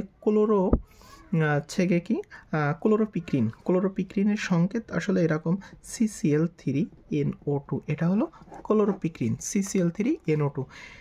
তাহলে এই ক্লোরোপিক্রিন দেখো, এটা কিন্তু কাঁদুনি গ্যাস, ক্লোরোপিক্রিন এটা হলো কাঁদুনি গ্যাস, ওই যে টিয়ার গ্যাস যেটাকে বলা হয় আর কি। তো এটা আমাদের খুব চোখে জ্বালাপোড়া সৃষ্টি করে, চোখ থেকে তখন জল ঝরে, এই জন্য আমরা এটাকে টিয়ার গ্যাস বলে থাকি। টিয়ার মানে তো জানো যে চোখের পানি বা জল, যাই বলো না কেন। সো এখানে এগুলাই আছে, এগুলো একটু দেখে নিও। তারপরে যেটা বলছিলাম যে MCQ সলভ করতে হবে, মেন কথা তোমাদের টার্গেট রাখতে হবে MCQ, কারণ এইটাই মার্কস পাওয়ার একটা সুন্দর জায়গা। দেখো এখানে কি এসেছে, যে নিচের কোনটি ইলেকট্রোফাইল, দেখো কত বোর্ডে এসেছে নিচের কোনটি ইলেকট্রোফাইল, তারপরে নিচের কোনটি অধিকতর কি স্থিতিশীল কার্বনিয়াম আয়ন, এগুলো সব কিন্তু আলোচনার ভিতরে আছে। তারপরে কার্বনিয়ানের সুস্থিতির ক্রম কোনটি, এটা দেখো চিটাগাং বোর্ড 22-এ এসেছে। ইলেকট্রোফাইল কোনটা, এই যে ইলেকট্রোফাইল কোনটা, এটা খুঁজবা। তারপরে ইলেকট্রোফাইল, এই যে ইলেকট্রোফাইল, নিচের কোনটি নিউক্লিওফাইল, সর্বাধিক স্থায়িত্ব কার্বন আয়ন কোনটি, নিচের কোনটি নিউক্লিওফিলিক প্রতিস্থাপন বা সংযোজন বিক্রিয়া দেয়। তো এটা আমরা জানছি যে নিচের কোনটি নিউক্লিওফাইল। তাহলে এই টিকগুলা একটু দেখবা যে ওই পাশ পড়ে পারছো কিনা, যদি পারো তাহলে দেখবা যে তোমার প্রস্তুতি আরও অনেক ভালো হচ্ছে। আর যাই হোক, অনেক সুন্দর। এরপরে আমরা চলে যাব অ্যালকেন প্রস্তুতি, মানে অ্যালকেনের গোষ্ঠী সমেত যা যা আছে, মানে অ্যালকেনের গোষ্ঠীর টাইনে নিয়ে আসবো, নিয়ে আসে যা যা আছে। আর ওর সব থেকে সে মজার কথা, আমার একটা স্টুডেন্ট এই অধ্যায়ের নাম দিয়েছে কি জৈব চিপস, কারণ আমি তাকে সম্পূর্ণ টপিকসগুলো চিপসের মাধ্যমে বুঝিয়েছিলাম, এই কারণে সে নাম দিছে জৈব চিপস। আমি যদি কখনো বলি যে জৈব যৌগ, না স্যার এটা জৈব চিপসের অধ্যায়, কারণ সি নেই তো বেশি টানাটানি, আর সিতে এসে চিপস, ভালোই বুঝছে আর কি। আমরা এবারে চলে আসি যে অ্যালকিনের হিসাবে। আচ্ছা দেখো, অ্যালকেন, আমরা আজকে অ্যালকেনের প্রস্তুতি পর্ব, তারপর অ্যালকেন কার কার সাথে বিক্রিয়া দিচ্ছে সেগুলো একটু জানবো। সো এইগুলো দেখি, অ্যালকেন, তাহলে আর বন্ড এইচ আর্ট কি, একটা অ্যালকাইলের সাথে যদি হাইড্রোজেন যুক্ত হয় ওটা আমরা অ্যালকেন জানি, বা আর বন্ড আর, এটাকেও আমরা অ্যালকেল বলতে থাকি। আর অ্যালকেনের সাধারণ সংকেত আমরা জেনে এসেছি নিচের ক্লাস থেকে। তো এখানে বলা হচ্ছে সম্পৃক্ত হাইড্রোকার্বন, ওই যে সম্পৃক্ত কেন বলা হচ্ছিলো, এখানে একক বন্ধন বিদ্যমান। আমরা ওই যে আগের টপিক্সে, মানে কিছু সময়ের আগের টপিক্সে তো আমরা জেনে আসলাম, আইপ্যাক পদ্ধতিতে সাধারণত অ্যালকেন বলা হচ্ছে এটা প্যারাফিন নামে পরিচিত। আর এখানে কি কি গঠন আছে? প্যারাফিন শব্দের অর্থ কি? স্বল্প আসক্তির যৌগ। কেন এটা স্বল্প আসক্তির যৌগ থেকে প্রদর্শন করবে?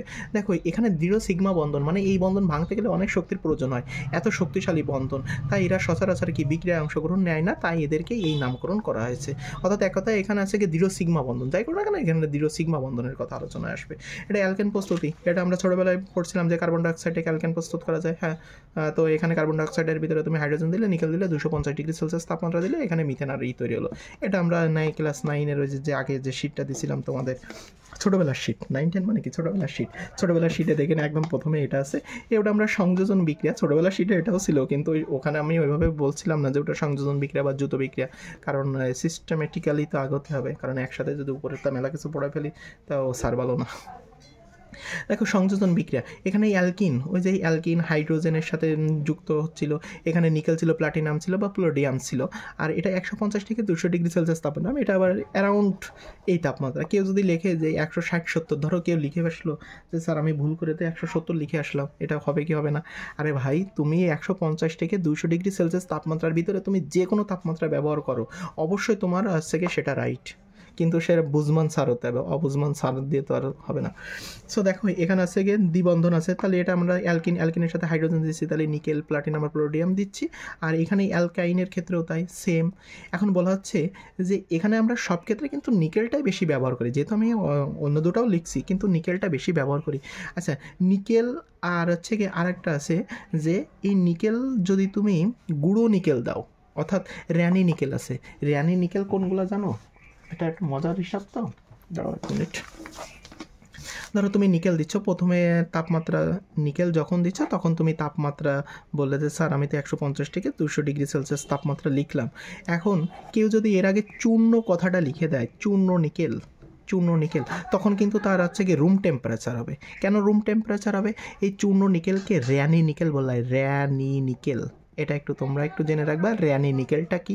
যদি কেউ র্যানি নিকেল বলে বা কখনো যদি ভাইবা বোর্ডের আছে গিয়ে বোর্ড আছে ফেস করো, তোমাকে প্রশ্ন করতে পারে, বলো এই নিকেল তুমি এটা দিচ্ছ আর র্যানি নিকেল দিলে কেন হচ্ছে গিয়ে বিক্রিয়ার এই তাপমাত্রা আরও কমে আসছে। এই নিকেল যখন দিচ্ছি তখন একটা নিকেলের ব্লক ব্যবহার করা হয়, তাহলে এর একটা সারফেস আছে, এর একটা ক্ষেত্র আছে। আর যখন আমরা হচ্ছে গিয়ে নিকেল গুঁড়া দিচ্ছি তখন এই গুঁড়া বলতে কি, এর দেখো এই সারফেসের আয়তনটা অনেক বেশি হয়ে যায়, এটার কম। তাহলে বেশি আয়তন হলে তখন হচ্ছে কি খুব দ্রুত ওরা কী করে, বিক্রিয়া অংশগ্রহণ করে, তখন ওই তাপমাত্রা অত ফ্যাক্ট করে না, তখন রুম টেম্পারেচারে ওটা সংগঠিত হয় আর কি। তাই ওটাকে র্যানি নিকেল বলা হয়। তাই র্যানি নিকেল হলো নিকেল চূর্ণ বা গুঁড়া নিকেল, তখন আরটিতে বিক্রিয়া হবে। আচ্ছা, আরটি বলতে আমি বুঝতে চাচ্ছি রুম টেম্পারেচার, আরটিতে অত বড় তো আর লেখা যায় না, তাই রুম টেম্পারেচার লেখা হয়েছে। এবার তাহলে এখানে যদি আসি যে C6H6 বেনজিনের নিকেল আর আছে কি প্লাটিনাম যদি দাও, তাহলে এখানে কি এই বন্ধনগুলো ভেঙে যাবে, কারণ আমাদের এখানে অ্যালকেন তৈরি হবে, তাই তো? তাহলে প্রত্যেকটা জায়গায় হাইড্রোজেন যুক্ত হচ্ছে। এখন এটা না লিখে তুমি একবারে এটা লিখতে পারো। দেখো এখানে হাইড্রোজেন কয়টা আছে? মোট 12টা হয়ে গেছে কিন্তু। তাহলে এটাকে আমাদের একটা সাইক্লো হচ্ছে গিয়ে, যেহেতু 6 আছে তাহলে কি বলতে পারি, সাইক্লো হেক্সেন বলতে পারি। তাহলে এই যে C6H6, এখানে যদি তুমি নিকেল বা প্লাটিনাম যে কোনো দাও, তাহলে এখানে আমরা কী পাবো? সাইক্লো হেক্সেন পাবো। কীভাবে পাচ্ছি? একক দ্বিবন্ধন ভেঙে হচ্ছে গিয়ে একক বন্ধন তৈরি হয়ে যাচ্ছে, একটা করে হাইড্রোজেন এখানে যুক্ত হয়ে যাচ্ছে। এ আছে মূল হিসাব ছিল। এইগুলাকে বলা হয় হচ্ছে গিয়ে স্কেলিটন স্ট্রাকচার। স্কেলিটন দেখো মানে কঙ্কাল, স্কেলিটন স্ট্রাকচার, এটা হিসাব করা আছে। এবার আমরা আসি ডিকার্বক্সিলেশন বিক্রিয়া বা অবরোহী বিক্রিয়া। এখন কেন এটা অবরোহী বিক্রিয়া বলা আছে?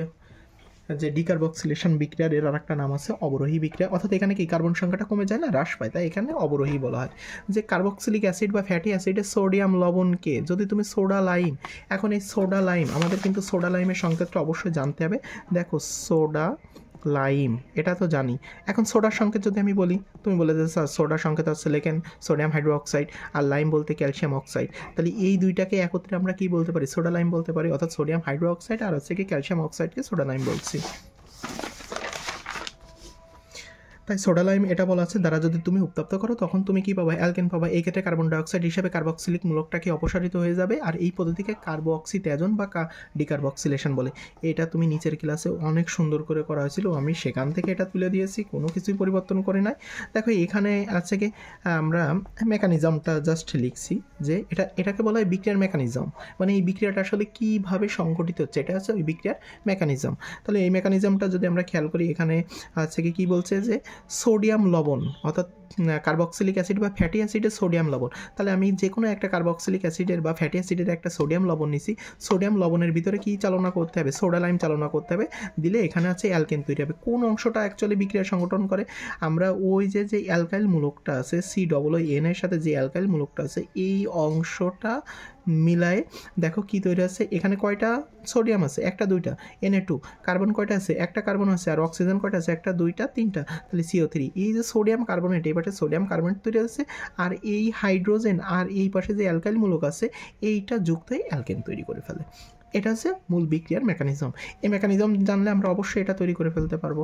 এখন এখান থেকে প্রশ্ন তো তোমাকে ফ্যাটি অ্যাসিডের সোডিয়াম লবণ নাও দিতে পারে, বলতে পারে ফ্যাটি অ্যাসিড, তাহলে ওই ফ্যাটি অ্যাসিডের সোডিয়াম লবণটা কিন্তু আমাদের বের করে নিতে হবে যে ওই ফ্যাটি অ্যাসিডের সোডিয়াম লবণটা আসলে কীভাবে বের করতে হয়।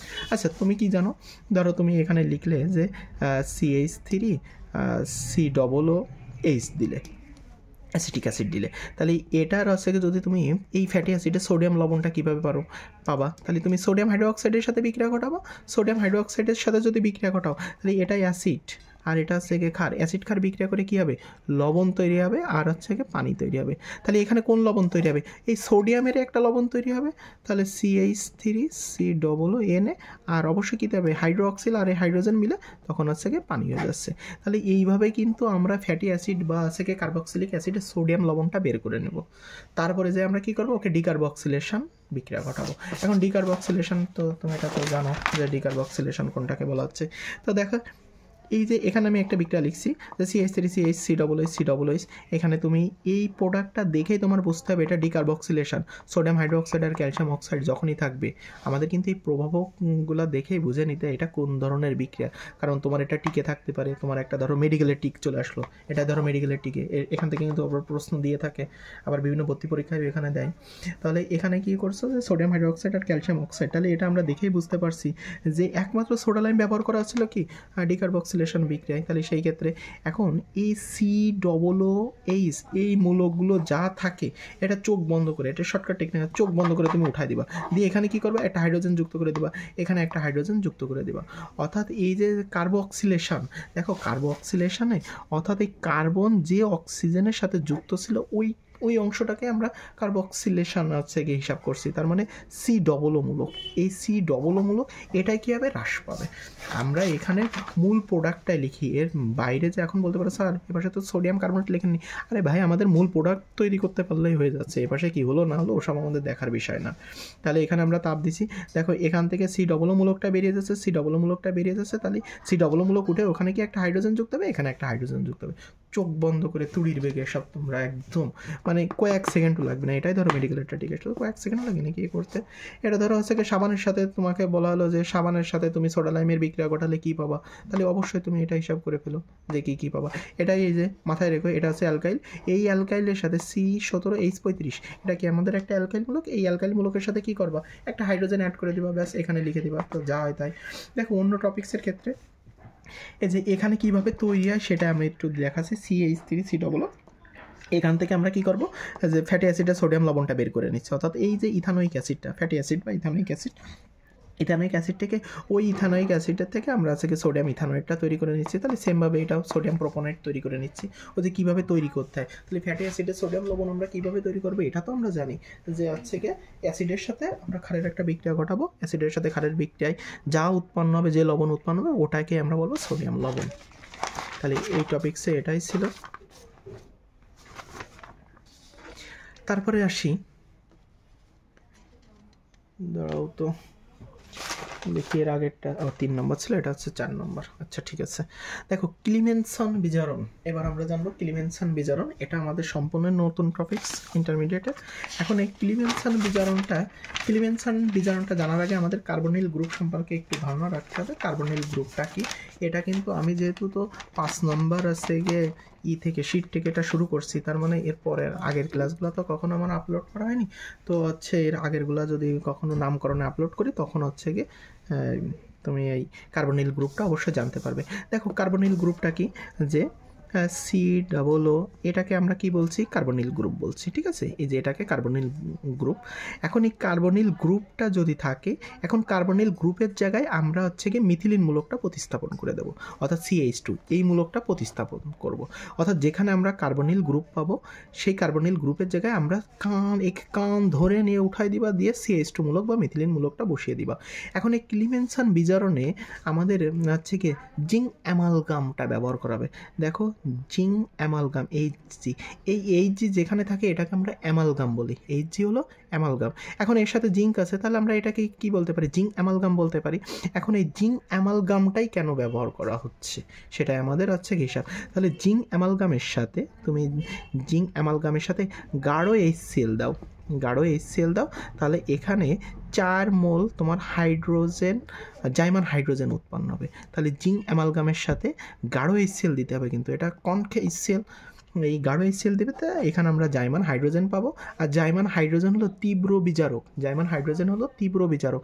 এখন এই জাইমান কথা বলতে বলতে ক্লাস 10 মনে হয় বলতে বলতে আমি হয়ে গেছিলাম যে জাইমান কাকে বলে, সদ্য প্রস্তুতকৃত অধিক বিজারণ ক্ষমতা সম্পন্ন, কিন্তু সদ্য প্রস্তুতকৃত অধিক বিজারণ ক্ষমতা সম্পন্ন তোমার হাইড্রোজেন পরমাণুকে।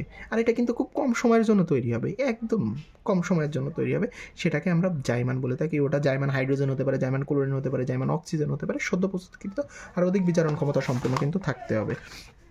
তাহলে দেখো এখন যদি আমরা এটাই আসি যে এখানে কি কার্বনিল গ্রুপটা আছে, দেখো এই কার্বনিল গ্রুপটা পরিবর্তিত হয়, তাই লেখা আছে পরিবর্তিত হয়ে মিথিলিন মূলক হবে, অর্থাৎ CH2 মূলকে যাবে। তার মানে যেখানে কার্বনিল পাবা সেখানে কি মিথিলিন মূলক। এখন এটা তো আমাদের আগে দেখে বুঝতে হবে এটা ক্লিমেনসন বিজারণ, তা নাহলে তো তুমি এটা উঠাই দিতে পারো না। তাহলে এখানে কি থাকবে, ক্লিমেনসন বিজারণে অবশ্যই জিঙ্ক অ্যামালগাম থাকবে। আর অলরেডি আমরা জানছি যে জিঙ্ক অ্যামালগামটা কি, অর্থাৎ এইচজি অর্থাৎ মার্কারি, এটাকে আমরা অ্যামালগাম বলি। এই অ্যামালগামের সাথে যদি জিঙ্ক থাকে সেটাকে আমরা জিঙ্ক অ্যামালগাম বলবো।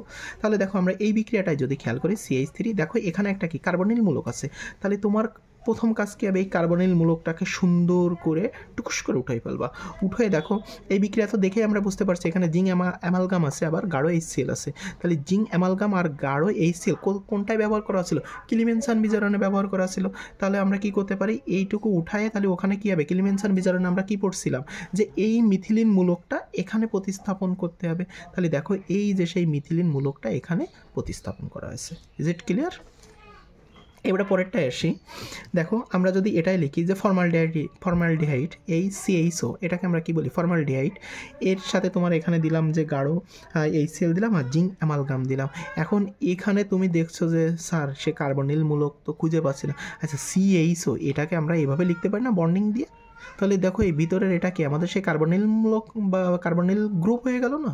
এই কার্বনিল গ্রুপ এবারে তো সহজ, যে কার্বনিল গ্রুপটাকে উঠিয়ে দিবা, ওখানে কি নিয়ে আসবা, মিথিলিন মূলকটাকে সুন্দর করে বসিয়ে দিবা, তাহলে হয়ে গেল। তাহলে এখানে কি কিছু না বোঝার আছে, ক্লিমেনসন বিজারণ যদি আমি একবারে বলি যে ক্লিমেনসন বিজারণটা কি, তুমি বললে যে স্যার এখানে জিঙ্ক অ্যামালগাম লাগবে। আচ্ছা ধন্যবাদ, জিঙ্ক অ্যামালগাম লাগবে। আর এখানে কার্বনিল মূলকটা স্যার হচ্ছে গিয়ে উঠাই দিয়ে আমরা মিথিলিন মূলকটা এখানে প্রতিস্থাপন করব, সেটাই আছে ক্লিমেনসন বিজারণ হয়ে যাবে। এখন দেখো এখানে আমরা তীব্র হচ্ছে গিয়ে জাইমান হাইড্রোজেন ব্যবহার করছিলাম, তাই না? এইটাকে আমরা কি তীব্র বিজারক বলছিলাম। আর এখানে তোমরা সক্রিয়তা সিরিজ হয়তো বা পড়বে বা পড়ে থাকছো কিনা আমি জানা নাই। তো সক্রিয়তা সিরিজটা এরকম ছিল যে COOH, তারপরে ESO সালফোনিক গ্রুপটা ছিল, তারপরে COX, এইভাবে আমরা নিচের দিকে যাচ্ছিলাম, COH এইভাবে আদার্স। এখন এই উপরের থেকে যদি তুমি নিচের কোনো দিকে আসতে চাও, অর্থাৎ সক্রিয়তা সিরিজের উপর থেকে যদি তুমি নিচের দিকে আসতে চাও, তাহলে তখন আমরা কিন্তু তীব্র বিজারক ব্যবহার করব। আর তীব্র বিজারক হিসাবে আমরা জাইমান হাইড্রোজেনকে নিব। ক্লিয়ার? তীব্র বিজারককে আমরা জাইমান হাইড্রোজেন হিসাবে নিব। এখন যদি আমরা নিচের সক্রিয়তা সিরিজের নিচের থেকে যদি উপরের দিকে যেতে চাই, তখন কিন্তু আমরা তীব্র বিজারক আর ব্যবহার করতে পারবো না, তখন কিন্তু আমরা তীব্র জারক ব্যবহার করবো। আর তীব্র জারক তখন কোনটা কি, অক্সিজেন, জাইমান অক্সিজেন, সেটা তীব্র জারক হিসাবে কাজ করবে। তাই আমরা কখন তীব্র বিজারক নেব, কখন তীব্র জারক নেব, আমাদের মাথায় এই সেন্সটুকু যেন থাকে। এখন আমরা এখানে চলে আসি দেখো আর একটা ঘটনা আছে, এখানে সিএইচও মূলক আছে। তো এখানে আমরা দেখে বলছি যে এটা কি কিলিমেনসান বিজারণ, কারণ জিঙ্ক অ্যামালগাম আছে, আবার কনকেই সেল আছে, তাহলে কিলিমেনসান বিজারণ সিএইচও মূলক। দেখো এই সিএইচও মূলক, অ্যাকচুয়ালি এই সিএইচও মূলকটাকে তুমি কি করছিলে, এখান থেকে উঠিয়ে দিচ্ছিলে। তাহলে এই সিএইচও মূলককে আমরা এইভাবে লিখতে পারি না? অবশ্যই লিখতে পারি। তাহলে সিএইচও মূলকের জায়গায় আমরা কি বসাবো, সে কি কার্বনিল গ্রুপটা উঠাই দিয়ে ওখানে আমরা মিথিলিন বসিয়ে দেবো, তাহলে সিএইচ2 বসিয়ে দেবো। তাই একবারে বলতে পারো সিএইচও থাকলে ওখানে তুমি চোখ বন্ধ করে সিএইচ3 চলে আসবে, কারণ এখানেতে একটা হাইড্রোজেন তো থাকছে, আর সিওটাকে উঠিয়ে দিয়ে আমরা কী পাচ্ছি, মিথিলিন পাচ্ছি, তাহলে এখানে 3টা। তাই একবারে বলা হয় সিএইচও যেখানেই পাবা ওঠা কিলিমেনসান বিজারণ যদি হয়ে থাকে তাহলে সিএইচ3। তাহলে দেখো এই যে এটাই স্ট্রাকচারটা জাস্ট এখানে ভেঙে দেখানো হয়েছে, একই ঘটনা। এইবারে যদি আমরা পরেরটায় যাই, এটা দেখো ভর্তি পরীক্ষা অনেকবার মনে হয় আসছে, এরকমই কি একটা দেখছিলাম, এটা খুব একটা ইম্পর্ট্যান্ট একটা ইম্পর্ট্যান্ট আছে গিয়ে ম্যাথ না, সরি, একটা রিয়াকশান। তো দেখো এখানে আছে গিয়ে সিএইচও মূলক আছে, সিএইচও মূলক আছে, আবার এখানে জিঙ্ক অ্যামালগাম, আবার আছে গিয়ে গাঢ় HCl আছে। তাহলে একটু আগেই তো বললাম যে সিএইচও থাকলে চোখ বন্ধ করে কি বসাই দিবা, সিএইচ3 বসাই দিবা। তাহলে এখানে একটা সিএইচ3, এখানে একটা সিএইচ3, এখানে একটা সিএইচ3, তাহলে এই যোগ হয়ে গেল। তাহলে এরকম যদি বলে যে এই বিক্রিয়াটা সম্পূর্ণ করো, তোমাদের তো ভর্তি পরীক্ষায় এবার লিখতে হয়, রিটেনও লিখতে হয়। তো টিকেও আসতে পারে, রিটেনও আসতে পারে, কারণ বিক্রিয়া সম্পূর্ণ রিটেনে মাস্ট আসবে। আর এখান থেকে তো মানে বলো যে রসায়নের আছে কি সেকেন্ড পার্ট হলো জৈব যৌগ হলো তারা হার্ড, এইটা তোমার মাথায় রেখে আগাতে হবে। এই কারণে আমি বারবার বলতাম যে এসএসসিতে যাই করো না তাই করো, মনে তোমরা হচ্ছে গিয়ে এই জৈব যৌগ যেন ফাঁকি ঝুঁকি দিয়ে বা এলোমেলো করে তোমরা ইন্টারমিডিয়েটে যাই বড় করে হাসে খেলে বেড়াবা, এটা কখনোই হবে না। কারণ 3টা থেকে 4টা সৃজনশীল তোমার স্যারেরা এখান থেকেই করবে, এই সেকেন্ড পার্ট থেকে করবে, আর 10-12টা টিক তো থাকবেই। 25টা টিকের মধ্যে যদি 10টা টিক এই অধ্যায় থেকে দেয়, তাহলে বোঝো কতটুকু মানে এই হার্ড ছাড়া তুমি অন্য কিছু চিন্তা করতে পারবে না। আচ্ছা যাই হোক, এখানে কী পাচ্ছি আমরা, মেসিটিলিন পাচ্ছি। এটা যদি নাম জানতে চাও তো মেসিটিলিন আর তো টিকের জন্য করছো। এখন দেখো এই অংশটা, তাহলে এটা আমরা জিঙ্ক অ্যামালগাম পাচ্ছি, তাহলে এটা কিলিমেনসান এ চলে যাচ্ছে, তাহলে সিও মূলকটা তখন কী হয়ে যাবে, সিএইচ2 মূলকে আছে কনভার্ট করে দেবা। এবার চলে আসি যে উডস বিক্রিয়া, সেই বিক্রিয়া উডস বিক্রিয়া একটা মজার হিসাব আছে, উট তাই না? তোমাদের মনে হয় একসময় আমি 9-এ এইভাবে পড়াতাম যে উটের গলা বিশাল লম্বা, তার মানে কার্বন আর হাইড্রোজেন কি দ্বিগুণ হয়ে যাবে, এইভাবে বলছিলাম হয়তো। আমি যেহেতু বলছি আমি জানি। তো দেখো শুষ্ক ইথার, তো ইথারের সংকেতটা আমরা একটু জেনে নেব। এখানে ইথারের সংকেতটা আছে C2H5 ও C2H5, এটা আছে শুষ্ক ইথার। উপস্থিত অ্যালকাইল হ্যালাইডের সাথে, অ্যালকাইল হ্যালাইড কি, RX-কে আমরা অ্যালকাইল হ্যালাইড বলছি, কারণ আর্ট আছে একটা অ্যালকাইল আর ওর সাথে হ্যালোজেন রয়েছে, তাহলে এই যৌগকে আমরা অ্যালকাইল হ্যালাইড বলছি। সোডিয়াম ধাতু বিক্রিয়া করাতে হবে, সোডিয়াম ধাতু বিক্রিয়া করালে এখানে কী পাবা, তুমি অ্যালকেন পাবা। তাই বিশেষ দ্রষ্টব্য একটু লেখা আছে যে উডস বিক্রিয়ায় কার্বন আর হাইড্রোজেন সংখ্যা দ্বিগুণ হয়ে যায়। ওই যে মনে রাখার কৌশল, উটের গলা বিশাল লম্বা। আমরা এখানে আসি, দেখো এখানে বলছে শুষ্ক ইথার। তো তোমরা বলতে পারো শুষ্ক ইথার তার মানে কি শুকনো গুঁড়া ঠোড়া নাকি ইথারের? না, শুকনো গুঁড়াও না বা এরকম কোনো ঘটনা না। শুষ্ক ইথার বলতে ইথার তো অ্যাকচুয়ালি লিকুইড, ইথার কিন্তু সবসময় লিকুইড হয়। এখন শুষ্ক ইথার কি লিকুইডের গুঁড়া বা আছে কি ইথারের গুঁড়া? না, এখান থেকে ওই শুষ্ক ইথারের ভিতরে যত পানি আছে ওই পানিটাকে বের করে ফেলতে হবে।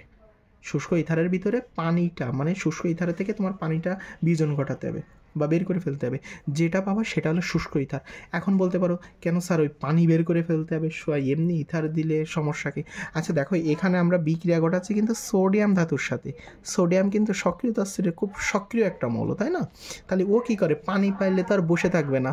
দেখা গেল যে তুমি টেস্ট টিউবে নিয়ে এবার একটু গুলাচ্ছ, ঠাস করে ফেটে গেল, যে সে তোমাদের সে ল্যাব করানোর মতো এরকম ব্লাস্ট হয়ে গেল। যাই হোক একটা ঘটনা কোইন্সিডেন্টলি ঘটছিল আর কি, ওরকম হয়ে গেল। এই কারণে কী করি আমরা, শুষ্ক ইথার ব্যবহার করা হয়। ঠিক আছে, উডস বিক্রিয়ায় শুষ্ক ইথার ব্যবহার করা হবে, অর্থাৎ সোডিয়াম যেহেতু এটা তীব্র তোমার একটা সক্রিয় ধাতু, তাহলে ও যাতে পানির সংস্পর্শে এসে যাতে বিক্রিয়া না করে ফেলতে পারে বা ব্লাস্ট না হতে পারে, এই কারণে শুষ্ক ইথার ব্যবহার করা।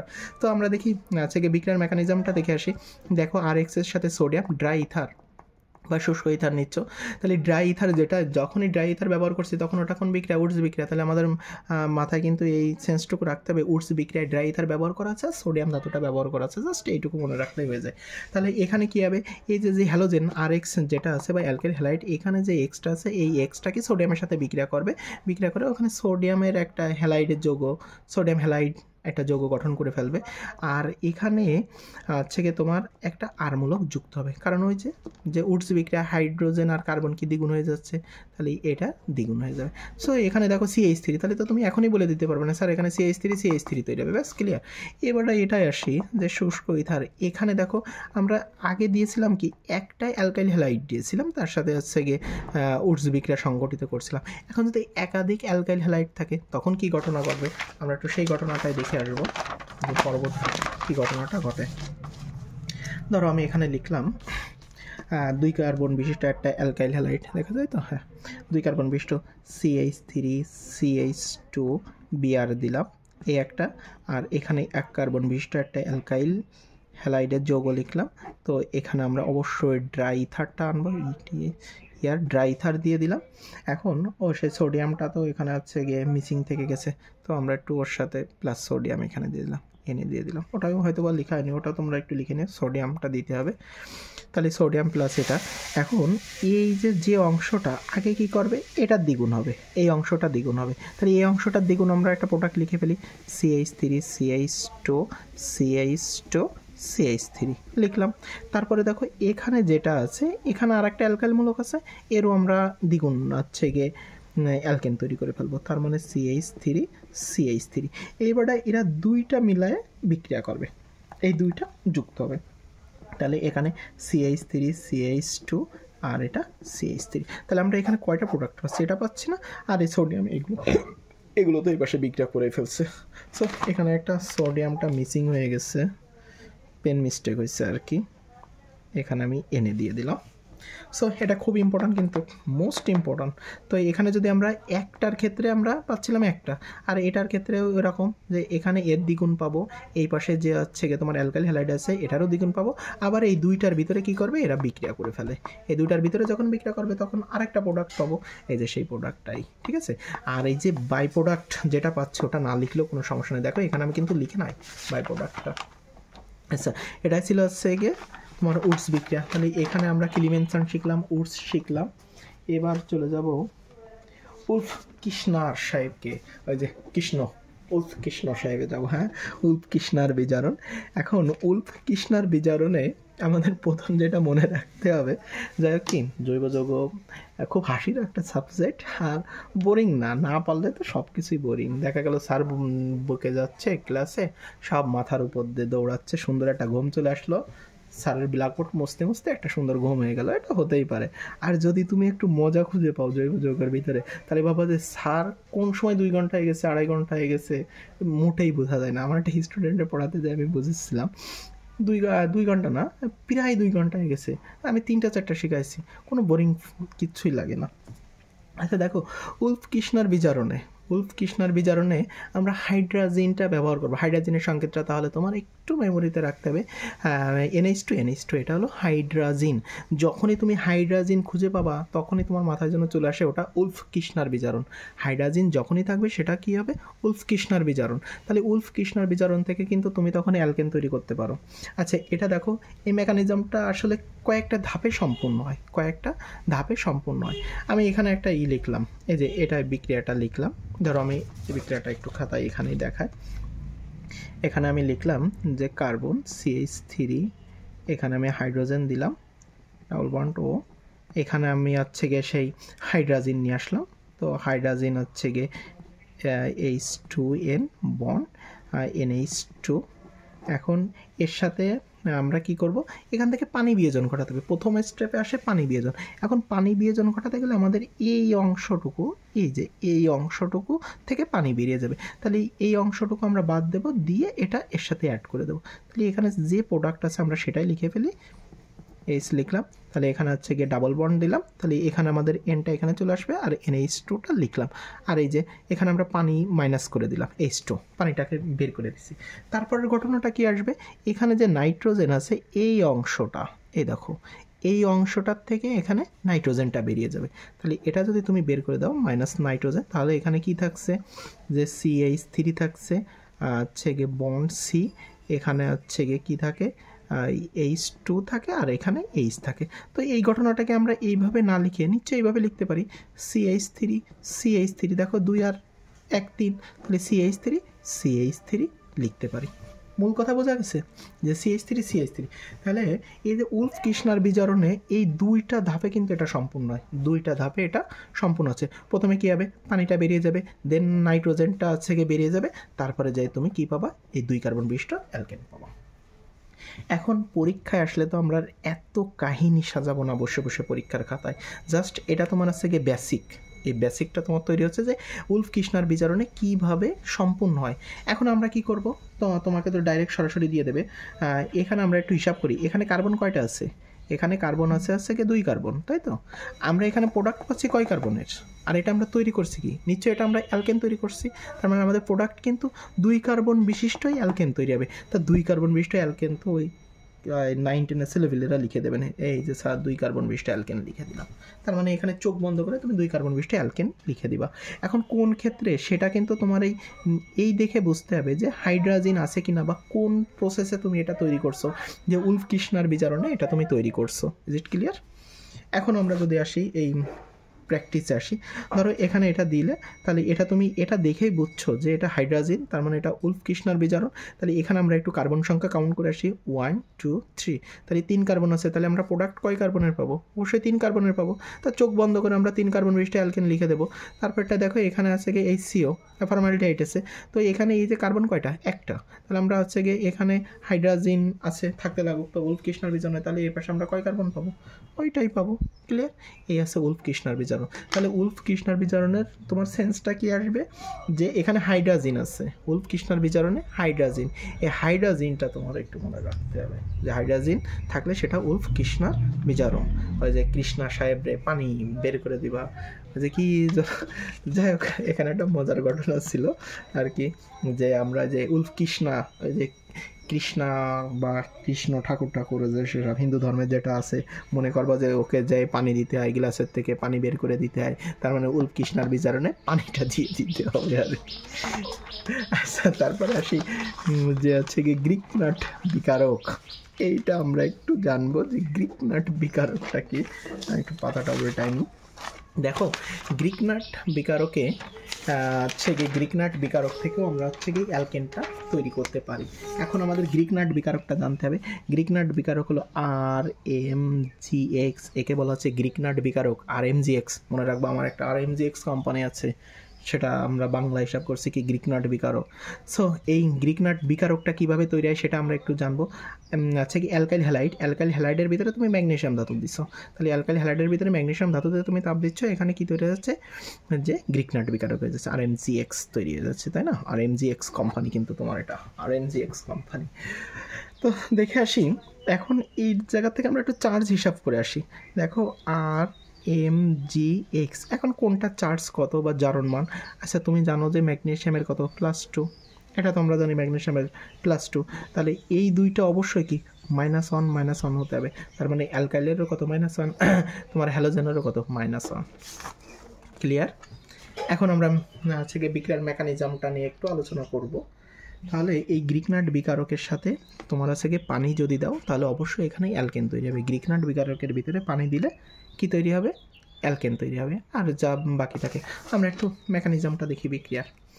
দেখো এখানে একটা গ্রিক নাট বিকারক লিখলাম, RMGX লিখে দিলাম, এর ভিতরে সুন্দর করে তুমি ওই যে পানি দিয়ে দিচ্ছ, এটা তো আমরা দেখে বুঝছি গ্রিক নাট বিকারক পানি দিচ্ছ, একটু তাপ দিচ্ছ, তাহলে এখানে R বন্ড H তৈরি হচ্ছে, আর এই ম্যাগনেশিয়াম হাইড্রোক্সিল আর এই এক্সট্রা থেকে যাচ্ছে। এখন বিক্রিয়াটা আসলে কীভাবে ঘটছে, আচ্ছা আরটা আমরা কি জানলাম, -1 জানলাম, আর এই ম্যাগনেশিয়াম আর এইটা মিলাই এটা কত ছিল, +2 ছিল, আর গিয়ে এক্সেরটা কত ছিল, -1 ছিল না, এই যে এক্সেরটা -1 ছিল, তার মানে এইটুকু মিলা কত হয়ে যাচ্ছে, +1 হয়ে যাচ্ছে, এই অংশটুকু মিলায়। এটা পানিকে যদি তুমি এইভাবে লেখো OH, তাহলে এটা কি আংশিক ঋণাত্মক চার্জ আর এটা হচ্ছে আংশিক ধনাত্মক চার্জ, তাহলে হিসাবটা বরাবর সহজ।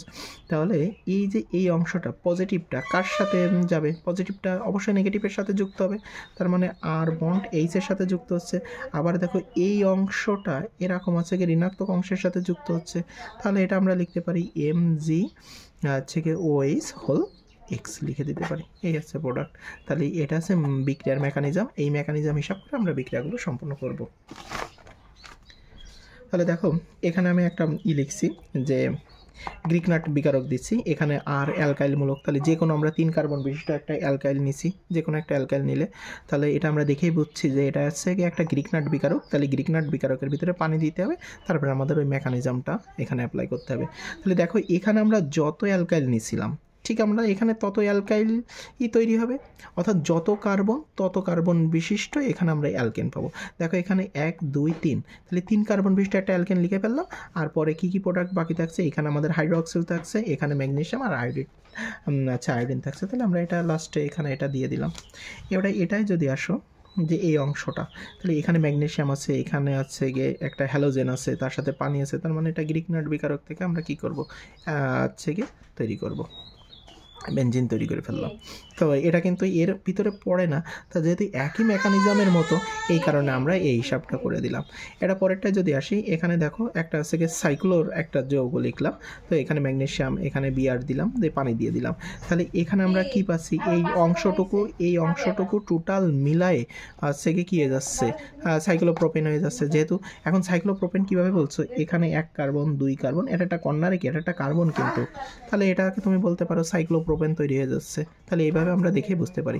এখন আর একটা কথা আছে, যদি তুমি এই গ্রিকনাট বিকারকের ভিতরে আগে দিছিলে পানি, এখন ঢেলে দিলে অ্যালকোহল বা মদ ঢাললে, মদ বললে তোমরা তো আবার ভালো চেনো, তো অ্যালকোহল ঢাললে, এখন এই অ্যালকোহল ঢাললে তাহলে অ্যালকোহলটাকে এখানে কি কি তৈরি হচ্ছে দেখো, যে অ্যালকোহল যখন দিচ্ছ গ্রিকনাট বিকারকের ভিতরে, তাহলে এই অ্যালকোহলটাকে আমরা এইভাবে লিখতে পারছি হচ্ছে গিয়ে আর বন্ড ও বন্ড এইচ, এটা লিখতে পারছি, এটা মেকানিজম। তাহলে এই যে এই অংশটা, এই যে এই অ্যালকাইল অর্থাৎ গ্রিকনাটের যে অ্যালকাইল মূলকটা ছিল তার সাথে হাইড্রোজেন যুক্ত করে দিবা, তাহলে অ্যালকেন হয়ে যাবে। আর অবশিষ্ট অংশটা এই যে এই অংশ, তাহলে আমরা এটা যদি হিসাব করি, দেখো এখানে 1 কার্বন, তাহলে 1 কার্বন বিশিষ্ট আমাদের কি তৈরি হয়ে গেল, এই প্রোডাক্টটা তৈরি হয়ে গেল, এটা তৈরি হলো। এবার তারপরেরটা কি, এখানে আমরা হচ্ছে গিয়ে ওএইচ মূলকটা আছে, তার মানে এটা সেই অ্যালকোহল, তাহলে এই অ্যালকোহলের সাথে আবার এটা তৈরি হচ্ছে এই অ্যালকোহলের সাথে, তাহলে এই অংশটা তুমি এখানে লিখতেও পারো নাও পারো। তাহলে এই পাশের ঘটনাটাও সেম, যে এখানে আমাদের যত কার্বন দেবো তত কার্বন বিশিষ্টই পাবো। ক্লিয়ার?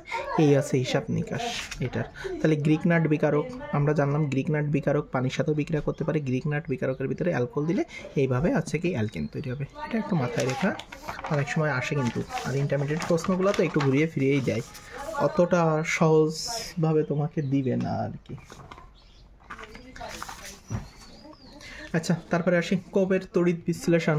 এই কোবের তড়িৎ বিশ্লেষণ এটা আমাদের কাছ থেকে একটু ডিপলি জানতে হবে, অর্থাৎ বেসিক নিয়ে বেশি আলোচনা করতে হবে। অনেকে দেখা গেল 9-এ এলোমেলোভাবে পড়ছে, এখন হচ্ছে কি 11-12-এ উঠলে কোবের তড়িৎ বিশ্লেষণ, এবারটা কী কাহিনী, সে কী ঘটনা, আমরা একটু দেখব যে কোবের তড়িৎ বিশ্লেষণের বেসিকটা কি। আগে আমাদের বিশ্লেষণ সম্পর্কে একটু জানতে হবে। ধরো একটা বিকার নিছো, বিকারের ভিতরে 2টা আছে কি ইলেকট্রোড নিছো, তাই তো? ইলেকট্রোড 2টা আছে কি, যেহেতু বিশ্লেষণ ঘটাতে হবে তাহলে ইলেকট্রন 2টা কী করতে হবে, হচ্ছে কি ইলেকট্রোড 2টাকে পজিটিভ আর আছে কি নেগেটিভ ব্যাটারির সাথে, এটা আছে সেই ব্যাটারির সাথে যুক্ত করতে হবে। তাহলে এটা আমাদের পজিটিভ তড়িৎদ্বার, এটা হলো আমাদের নেগেটিভ তড়িৎদ্বার, ঠিক আছে? পজিটিভ তড়িৎদ্বার আর আছে কি নেগেটিভ তড়িৎদ্বার। এখন পজিটিভ তড়িৎদ্বার এর ভিতরে ধরো তুমি এটাকে বিশ্লেষণ ঘটাচ্ছো, CH3COO, এটাকে বিশ্লেষণ ঘটালে কী কী পাচ্ছ, এখানে CH3 পাচ্ছ, COO মূলকটা নেগেটিভ পাচ্ছ, আর একটা সোডিয়াম আয়ন পাচ্ছ। দেখো এখানে কিন্তু আমাদের 2টা আয়ন তৈরি হয়েছে। আর পানিকে যদি ভাঙো H2, এটাকে ভাঙলো আমরা কি পাবো, H+ পাবো, আর হচ্ছে গিয়ে হাইড্রোক্সিলটা পাবো, এখানে এই 2টা পাবো। তাহলে এই দ্রবণে অবশ্যই এইগুলাই থাকবে, CH3COO থাকবে মাইনাস, আর একটা কী থাকবে, সোডিয়াম প্লাস থাকবে, তারপরে হাইড্রোক্সিল আয়ন থাকবে, এখানে হাইড্রোজেন আয়ন থাকবে। দেখো ধনাত্মক তড়িৎদ্বারের দিকে এই যে ইলেকট্রোডটা আছে, ধনাত্মক তড়িৎদ্বারের দিকে অবশ্যই ঋণাত্মকগুলো যাবে, তাহলে এই ঋণাত্মকগুলো এখানে যাবে। এখন ঋণাত্মক আয়নগুলোকে আমরা কি বলতাম, অ্যানায়ন বলতাম। অ্যানায়নের নাম অনুসারে এইটার নামকরণ করা হয় অ্যানোড, অ্যানায়নের নাম অনুসারে এটার নামকরণ কি করা হয়, অ্যানোড। আর এই পাশে কি, যেহেতু নেগেটিভ তড়িৎদ্বার, তাহলে এখানে কি পজিটিভ আয়নগুলো যাবে, তাহলে পজিটিভ আয়নগুলোকে আমরা কি বলতাম, ক্যাটায়ন বলতাম। ক্যাটায়নের নাম অনুসারে এই ইলেকট্রোডটার নামকরণ করা হয় ক্যাথোড, এটার নামকরণ কী করা হয়, ক্যাথোড। তাহলে অ্যানোড আর ক্যাথোডটা আমরা বুঝলাম, অ্যানোড হচ্ছে পজিটিভ তড়িৎদ্বার আর ক্যাথোড হচ্ছে নেগেটিভ তড়িৎদ্বার। ক্লিয়ার? এখন এইটুকু আমাদের জানলে আপাতত হচ্ছে যে এবারে আমরা একটু বিক্রিয়ায় আসি, যে বিক্রিয়াটা আসলে কিভাবে এখানে সম্পূর্ণ হয়। এক মিনিট। দেখো এই অ্যানোডের দিকে কে কে যাচ্ছিল, অ্যাকচুয়ালি অ্যানোডের দিকে যাচ্ছিল, তাহলে অ্যানোড বিক্রিয়ায় যাচ্ছিল CH3টা যাচ্ছিল, CH3 COO। এখান থেকে কি করবে, ও আগে যায় ওই ইলেকট্রোডে বা অ্যানোডে যে ইলেকট্রনটা ত্যাগ করবে, ইলেকট্রনটা ত্যাগ করে এখানে কি কি প্রোডাক্ট হচ্ছে, যে আগে আমরা দেখে আসি যে এই অংশটা মিলায়ে এই অংশটার থেকে কার্বন ডাইঅক্সাইড তৈরি হয়ে যায়, যে CH3 COO, এই যে এই অংশটার থেকে কি তৈরি হয়ে যাবে, কার্বন ডাইঅক্সাইড তৈরি হবে। আর এই যৌগে অর্থাৎ এই যে এই দ্রবণে দেখো অসংখ্য CH3 COO আয়ন আছে, অসংখ্য CH3, তাহলে এই CH3 আর একটা CH3-র সাথে হচ্ছে কি হয়, যুক্ত হয়ে যায়। তাহলে আমরা লিখতে পারি CH3 বন্ড CH3। এটা হচ্ছে কি অ্যানোডের এই ঘটনাটা পেলাম। এটা ক্যাথোডে কি ঘটনা ঘটবে, এখন ক্যাথোডে দেখো, ক্যাথোডে যাচ্ছে কে, হাইড্রোজেন যাচ্ছে। এখানে ক্যাথোডে কিন্তু দুইটা হচ্ছে গিয়ে আয়ন যাচ্ছিল, অ্যানোডেও দুইটা যাচ্ছিল, ক্যাথোডেও দুইটা যাচ্ছিল। তাহলে ক্যাথোডে যাচ্ছিল একটা সোডিয়াম ধাতু যাচ্ছিল, আর একটা কি হচ্ছে গিয়ে হাইড্রোজেন আয়ন যাচ্ছিল, এই দুইটা আয়ন যাচ্ছিল। আর এই পাশে অ্যানোডে কে যাচ্ছিল, CH3COO এটা যাচ্ছিল, আর একটা হচ্ছে গিয়ে OH- এটা যাচ্ছিল। এখন এখানে সক্রিয়তার একটা বিষয় আছে, যে অধিক সক্রিয় যেগুলো আছে তারা কি করে, সরাসরি ওর যাওয়ার অত সময় নেই, যদি ওর হচ্ছে গিয়ে বিপরীত কিছু পায় সাথে সাথে বিক্রিয়া করে ফেলে।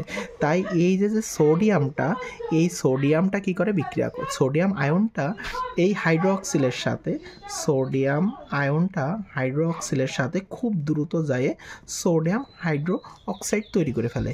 আর তাহলে এখানে থাকে কি, অবশ্যই এখানে থাকে হচ্ছে গিয়ে হাইড্রোজেন আয়নটা অবশিষ্ট আছে। এই হাইড্রোজেন আয়ন কি করে, ইলেকট্রন ত্যাগ করে, ইলেকট্রন হচ্ছে গিয়ে ঘাটতি আছে, তাহলে এই যে ত্যাগকৃত ইলেকট্রনটি এটা গ্রহণ করে। এখানে হাইড্রোজেন পরমাণু হয়, তারপরে আমরা কি জানি, হাইড্রোজেন পরমাণু আর একটা হাইড্রোজেন পরমাণুর সাথে হাইড্রোজেন গ্যাস তৈরি করে ফেলে। তাহলে মূল কথা, এটাকে তুমি এইভাবেও লিখতে পারো, 2H+, এখানে কয়টা ইলেকট্রন সে রিসিভ করবে, দুইটা ইলেকট্রন রিসিভ করে এখানে হচ্ছে গিয়ে হাইড্রোজেন গ্যাস তৈরি করে ফেলবে। তাহলে দেখো এখানে আমরা কিন্তু প্রোডাক্ট এই যে এই ঘটনাটা পাচ্ছি।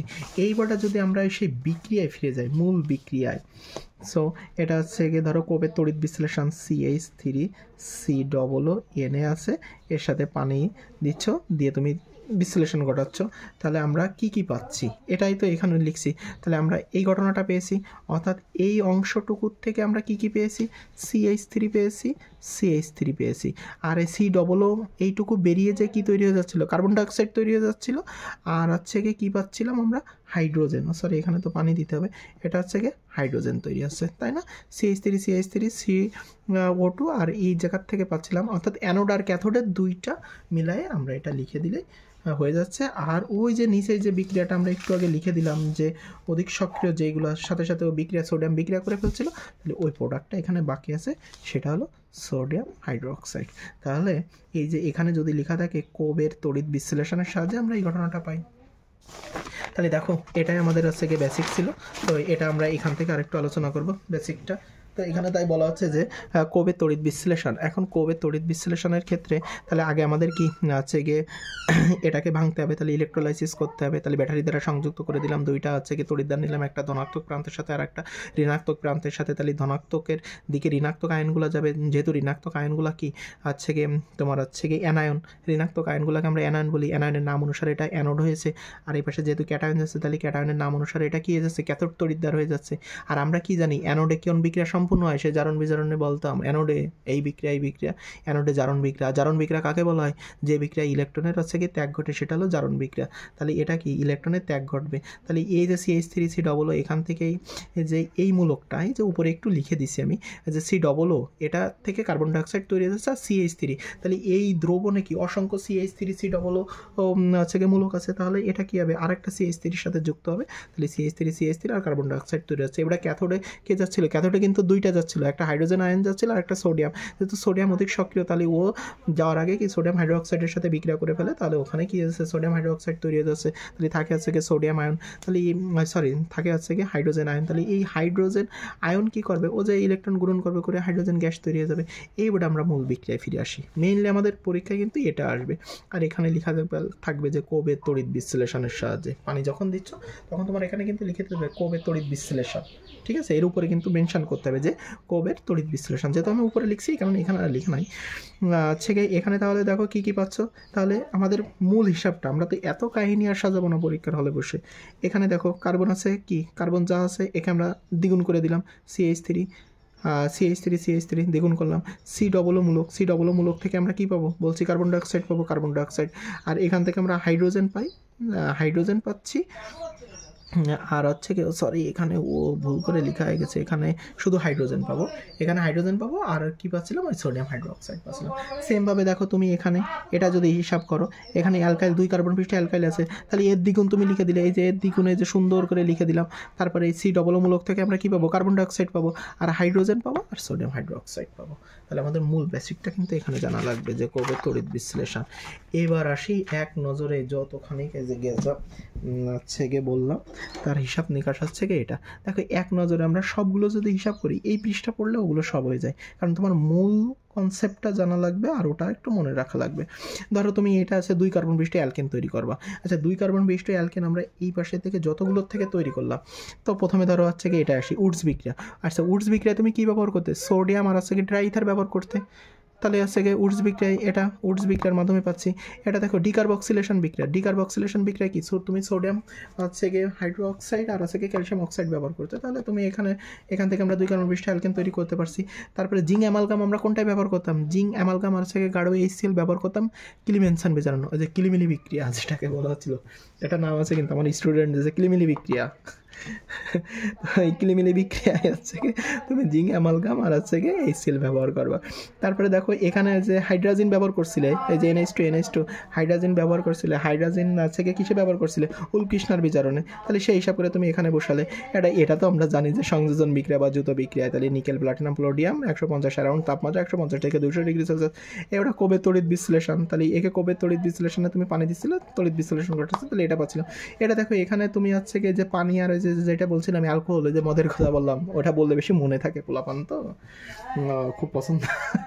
যাই হোক হচ্ছে গিয়ে এখানে পানি আর আছে গিয়ে কি আছে গিয়ে অ্যালকোহল, পানি আর অ্যালকোহলের সাথে গ্রিক নাট বিকারকের সাথে পানিও দিতে পারো, অ্যালকোহলও দিতে পারো, দিলে এখানে তুমি কি পাবো, অ্যালকেন পাবা। তাহলে এটা হচ্ছে কি সার্বিক হিসাব এক জায়গায় দেওয়া হয়েছে, তোমরা এইটা যদি মনে রাখো তাহলে ওই পাশে একদম ইজি।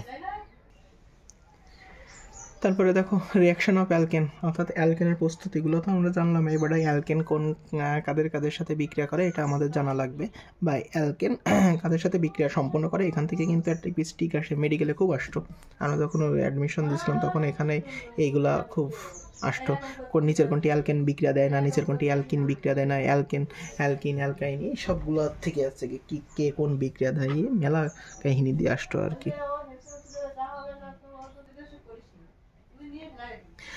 দেখো এখানে রিয়াকশন অফ অ্যালকেন, অর্থাৎ অ্যালকেন নিচের বিক্রিয়াগুলো দিয়ে থাকে। এখানে আছে প্রতিস্থাপন বিক্রিয়া, তার ভিতরে কি আছে, প্রতিস্থাপন বিক্রিয়া আছে বা তাপীয় বিক্রিয়া আছে, আর পলিমারকরণ বিক্রিয়া আছে, তারপরে আছে কি সমানুকরণ বিক্রিয়া আছে। এখন প্রতিস্থাপন বিক্রিয়া এটা কিন্তু আমরা নিচের ক্লাসে অলরেডি করছি, যে মিথেন হচ্ছে গিয়ে পর্যায়ক্রমে ইউভি রশ্মির সাহায্যে হচ্ছে গিয়ে তোমার কি কার্বন টেট্রাক্লোরাইড তৈরি করছিল। দেখো আমরা এখানে একটু ভেঙে দেখিয়েছি, অর্থাৎ কার্বনে দেখো 4টা আছে হাইড্রোজেন আছে, এই ক্লোরিন, প্রত্যেকবার একটা হাইড্রোজেন সরিয়ে নেবে, নিয়ে সেখানে আর একটা ক্লোরিন যুক্ত হবে। তাহলে এইভাবে পরেরটায় দেখো এখানে একটা হাইড্রোজেন সরিয়ে নিচ্ছে, নিয়ে এখানে আর একটা তৈরি হচ্ছে। তারপরেরটা দেখো এখানে দেখো 3টা ক্লোরিন যুক্ত হয়ে গেছে, তাহলে এটাকে আমরা ক্লোরোফর্ম বলছি, আর এটা থেকে আছে কি যতক্ষণ এই প্রসেসটা চলতে থাকবে, যতক্ষণ না এখানে হাইড্রোজেনটা আর অবশিষ্ট না থাকবে, তাহলে এটা হলো কার্বন টেট্রাক্লোরাইড বা পাইরিন। এই সংকেতটা একটু মনে রাখবা যে পাইরিন আর ক্লোরোফর্মের সংকেত CH3 ক্লোরোফর্ম। তোমাকে বলতে পারে তুমি মিথেন থেকে কীভাবে ক্লোরোফর্ম তৈরি করবে, তোমাকে বলতে পারে তুমি মিথেন থেকে কীভাবে পাইরিন তৈরি করবে, এসব কিন্তু বুয়েটে আসে, বুয়েটের প্রশ্ন এটা, যে তুমি হচ্ছে গিয়ে মিথেন থেকে কীভাবে পাইরিন তৈরি করবা, এইসবটা একটু মনে রেখো।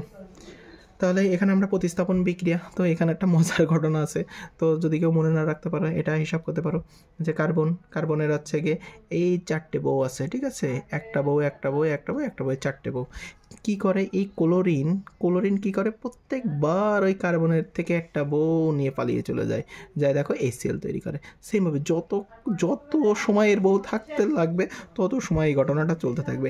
এক পর্যায়ে দেখো কার্বন সাহেবটাকে নিঃস্ব করে দিল, প্রত্যেকটা মানে ক্লোরিন প্রত্যেকটা বউ নিয়ে এসে চলে গেল। তাহলে কি কার্বন এখানে নিঃস্ব হয়ে গেল, নিঃস্ব হয়ে পড়ে রয়েছে, তখন সেটা পাইরিন তৈরি করে ফেললো। জাস্ট ফান, তাছাড়া আর কিছুই না কিন্তু ওগুলো। তারপর আসি সমানুকরণ বিক্রিয়া। এখন সমানুকরণ বিক্রিয়ায় তোমার হিসাব রাখতে হবে যে অ্যালুমিনিয়াম যে ক্লোরাইড, এই অ্যালুমিনিয়াম ক্লোরাইড যদি থাকে এটা অবশ্যই সমানুকরণ বিক্রিয়া হবে। সমানুকরণ বিক্রিয়া কী হবে, এখানে আছে চেন রিয়াকশান দিবে, সমানুকরণ বিক্রিয়ায় চেন রিয়াকশান দিবে। তাহলে এখানে আমরা চেন রিয়াকশানটা তৈরি হচ্ছে, অর্থাৎ এখানে আমরা একটা চেইনে CH3 মূলক দিয়ে দিলাম, তাহলে কি এটা চেইন সমানু দিয়ে থাকে। এটা পরে আসি তাপীয় বিক্রিয়া। আচ্ছা, তাপীয় বিক্রিয়া হচ্ছে কি দুইটা পোর্শনে তুমি বিভক্ত করতে পারো, একটা আছে বিয়োজন আর একটা হচ্ছে কি দহন। বিয়োজন, দেখো তুমি মিথেনকে যদি বিয়োজন করো 100 ডিগ্রি সেলসিয়াস তাপমাত্রা, এখানে কার্বন আর হাইড্রোজেন পাবা। এবারে আসি দহন বিক্রিয়া। দহন আবার দুই প্রকার আছে, একটা আছে অসম্পূর্ণ দহন আর একটা হলো সম্পূর্ণ দহন। অসম্পূর্ণ দহনে দেখো কার্বন মনোক্সাইড তৈরি হবে। অসম্পূর্ণ দহনে কি তৈরি হবে, কার্বন মনোক্সাইড তৈরি হবে, আর সম্পূর্ণ দহনে কার্বন ডাইঅক্সাইড তৈরি হবে। তাহলে তুমি দেখেই তো বুঝতে পারবে এটা হচ্ছে গিয়ে সম্পূর্ণ দহন কি এটা অসম্পূর্ণ দহন। আমরা একটু নিচের দিকে আসি, দেখো এখানে আছে গিয়ে CH4 আর হচ্ছে গিয়ে কি হচ্ছে গিয়ে অক্সিজেন, অর্থাৎ মিথেনের সাথে অক্সিজেন দিলাম, কার্বন ডাইঅক্সাইড আর হচ্ছে গিয়ে পানি তৈরি হচ্ছে। তারপরে হচ্ছে গিয়ে এখানে 2 কার্বন বিশিষ্ট হচ্ছে গিয়ে যে অ্যালকেন আছে তার সাথে অক্সিজেন দিলাম, এখানে কার্বন ডাইঅক্সাইড, এইভাবে 2 3 4 5 এইভাবে তুমি বিক্রিয়া ঘটাতে পারো। তার মানে এগুলো সব হচ্ছে গিয়ে সম্পূর্ণ দহন হচ্ছে। এখন মেন কথা, এগুলো আমাদের সমতা বিধান করতে হবে, কারণ ওই একসময় আমরা 9-10 সমতা বিধানে খুব প্যারায় পড়তাম, এখানে কি বন্ডিং তোমাকে হিসাব করতে বলতো, এরকম দিত। দেখো এইগুলো হিসাব করার ক্ষেত্রে আমাদের এই প্রসেসটা একটু মনে রাখবো। আগে কার্বনকে খেয়াল করব, তারপরে হাইড্রোজেন, তারপরে অক্সিজেন, অর্থাৎ CHO, এইভাবে আমরা সমতা বিধান করব। আগে তাহলে কার্বনটা হিসাব করে আসি। দেখো এখানে হচ্ছে কি কার্বন কয়টা আছে, একটা আছে। এ পাশে কার্বন কয়টা, একটা, তাহলে কার্বনটা অলরেডি মিল আছে। এখন হাইড্রোজেনের দিকে যাই, এখানে হাইড্রোজেন এখানে কয়টা, ধরো আমি এটা দিয়ে ফেলছি অলরেডি, এখানে হাইড্রোজেন 2টা, এ পাশে হাইড্রোজেন কয়টা আছে, 4টা। তাহলে এবারে যদি হাইড্রোজেন ঠিক করতে চাই, এখানে 2 দিলেই মিলে গেল। তারপরে কি যাব, অক্সিজেন। তো অক্সিজেন দেখো এখানে কয়টা আছে, একটা, আর এখানে কয়টা, এখানে কয়টা হয়ে যাচ্ছে, 2টা অক্সিজেন হয়ে যাচ্ছে, আর এখানে 2টা, 4টা। তাহলে এখানে আমাদের 2 দিয়ে দিলে হয়ে গেল। সেমভাবে আমরা এটা করব। দেখো এখানে হচ্ছে গিয়ে আগে ধরো এটা দেওয়া নেই, কার্বন এই পাশে একটা আছে, এই পাশে আমাদের 2টা আছে, তাহলে অবশ্যই এখানে 2 দিতে হবে। 2 দিলে এবারটা পরেরটাকে আমাদের হাইড্রোজেনকে ফলো করতে হবে। হাইড্রোজেন এখানে কয়টা আছে, 2টা, আর এই পাশে হাইড্রোজেন কয়টা ছিল, 6টা। তাহলে 6টা বানাতে গেলে 3 দ্বারা গুণ দিতে হচ্ছে, এটা আমরা অক্সিজেন হিসাব করব।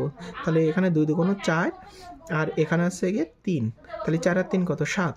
যেহেতু আমাদের O2 বানাতে হবে, তাহলে 7/2 দিয়ে দিলে হয়ে যাচ্ছে। আর এই 2টা তোমরা নিজে করবা। আর যদি মনে করো যে বড়টা যখন আসবে তখন আমরা এটা শর্টকাট হিসাব করতে পারি, কারণ অনেক সময় এটা দেখা গেল যে ঠিকই যদি আসে, তাহলে সেই ক্ষেত্রে কি এখানে যে কোনো একটা অ্যালকেন থাকবে। এখন ওই অক্সিজেনের হিসাবটা হবে 3n+1/2, আর n সংখ্যক কার্বন ডাইঅক্সাইড, আর n+1 হচ্ছে গিয়ে কি পানি। তাহলে এখানে দেখো এটা যদি আমরা হিসাব করি, যে এখানে ধরো হচ্ছে কি কত হচ্ছে 4, তার মানে এখানে কার্বন ডাইঅক্সাইড সেইটা সংখ্যা আসবে। দেখো এখানে 1 ছিল, কার্বন সংখ্যা 1 ছিল, এখানে কার্বন ডাইঅক্সাইড 1টা এসেছে, এখানে কার্বন ডাইঅক্সাইড 2 ছিল, এখানে কার্বন ডাইঅক্সাইড 2টা এসেছে। তাহলে এখানে আমরা এই n এর মান হিসাব করে এখানে বসিয়ে দিয়েও সমতা বিধান করতে পারি। ওগুলো চেষ্টা করো।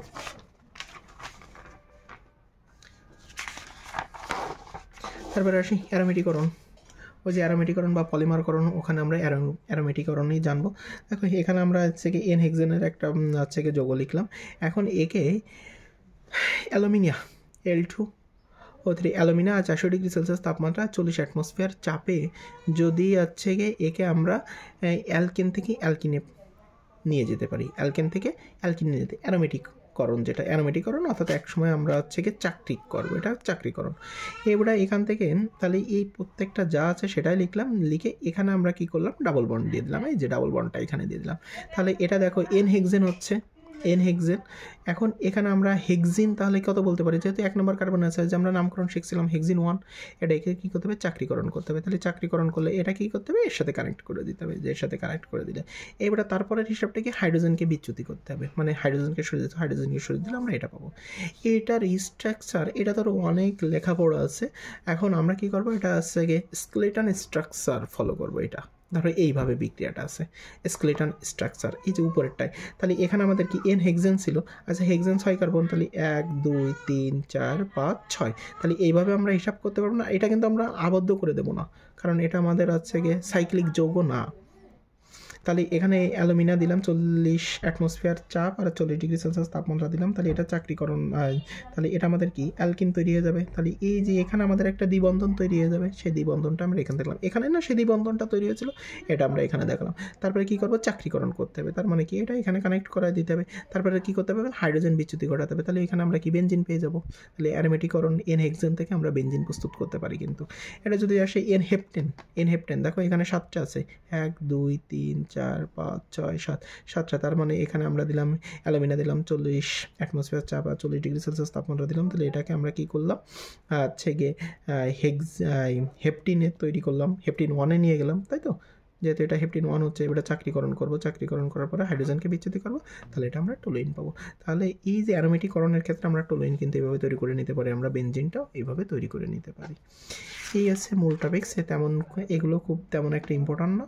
তো অ্যালকেনাস এই পর্যন্তই, তারপরে দেখা যাক কি দেখি। আর এরপরে দেখি হচ্ছে গিয়ে আজকে এটা আপলোড করছে, আর এরপরে হচ্ছে ওই নামকরণগুলো দিবানে।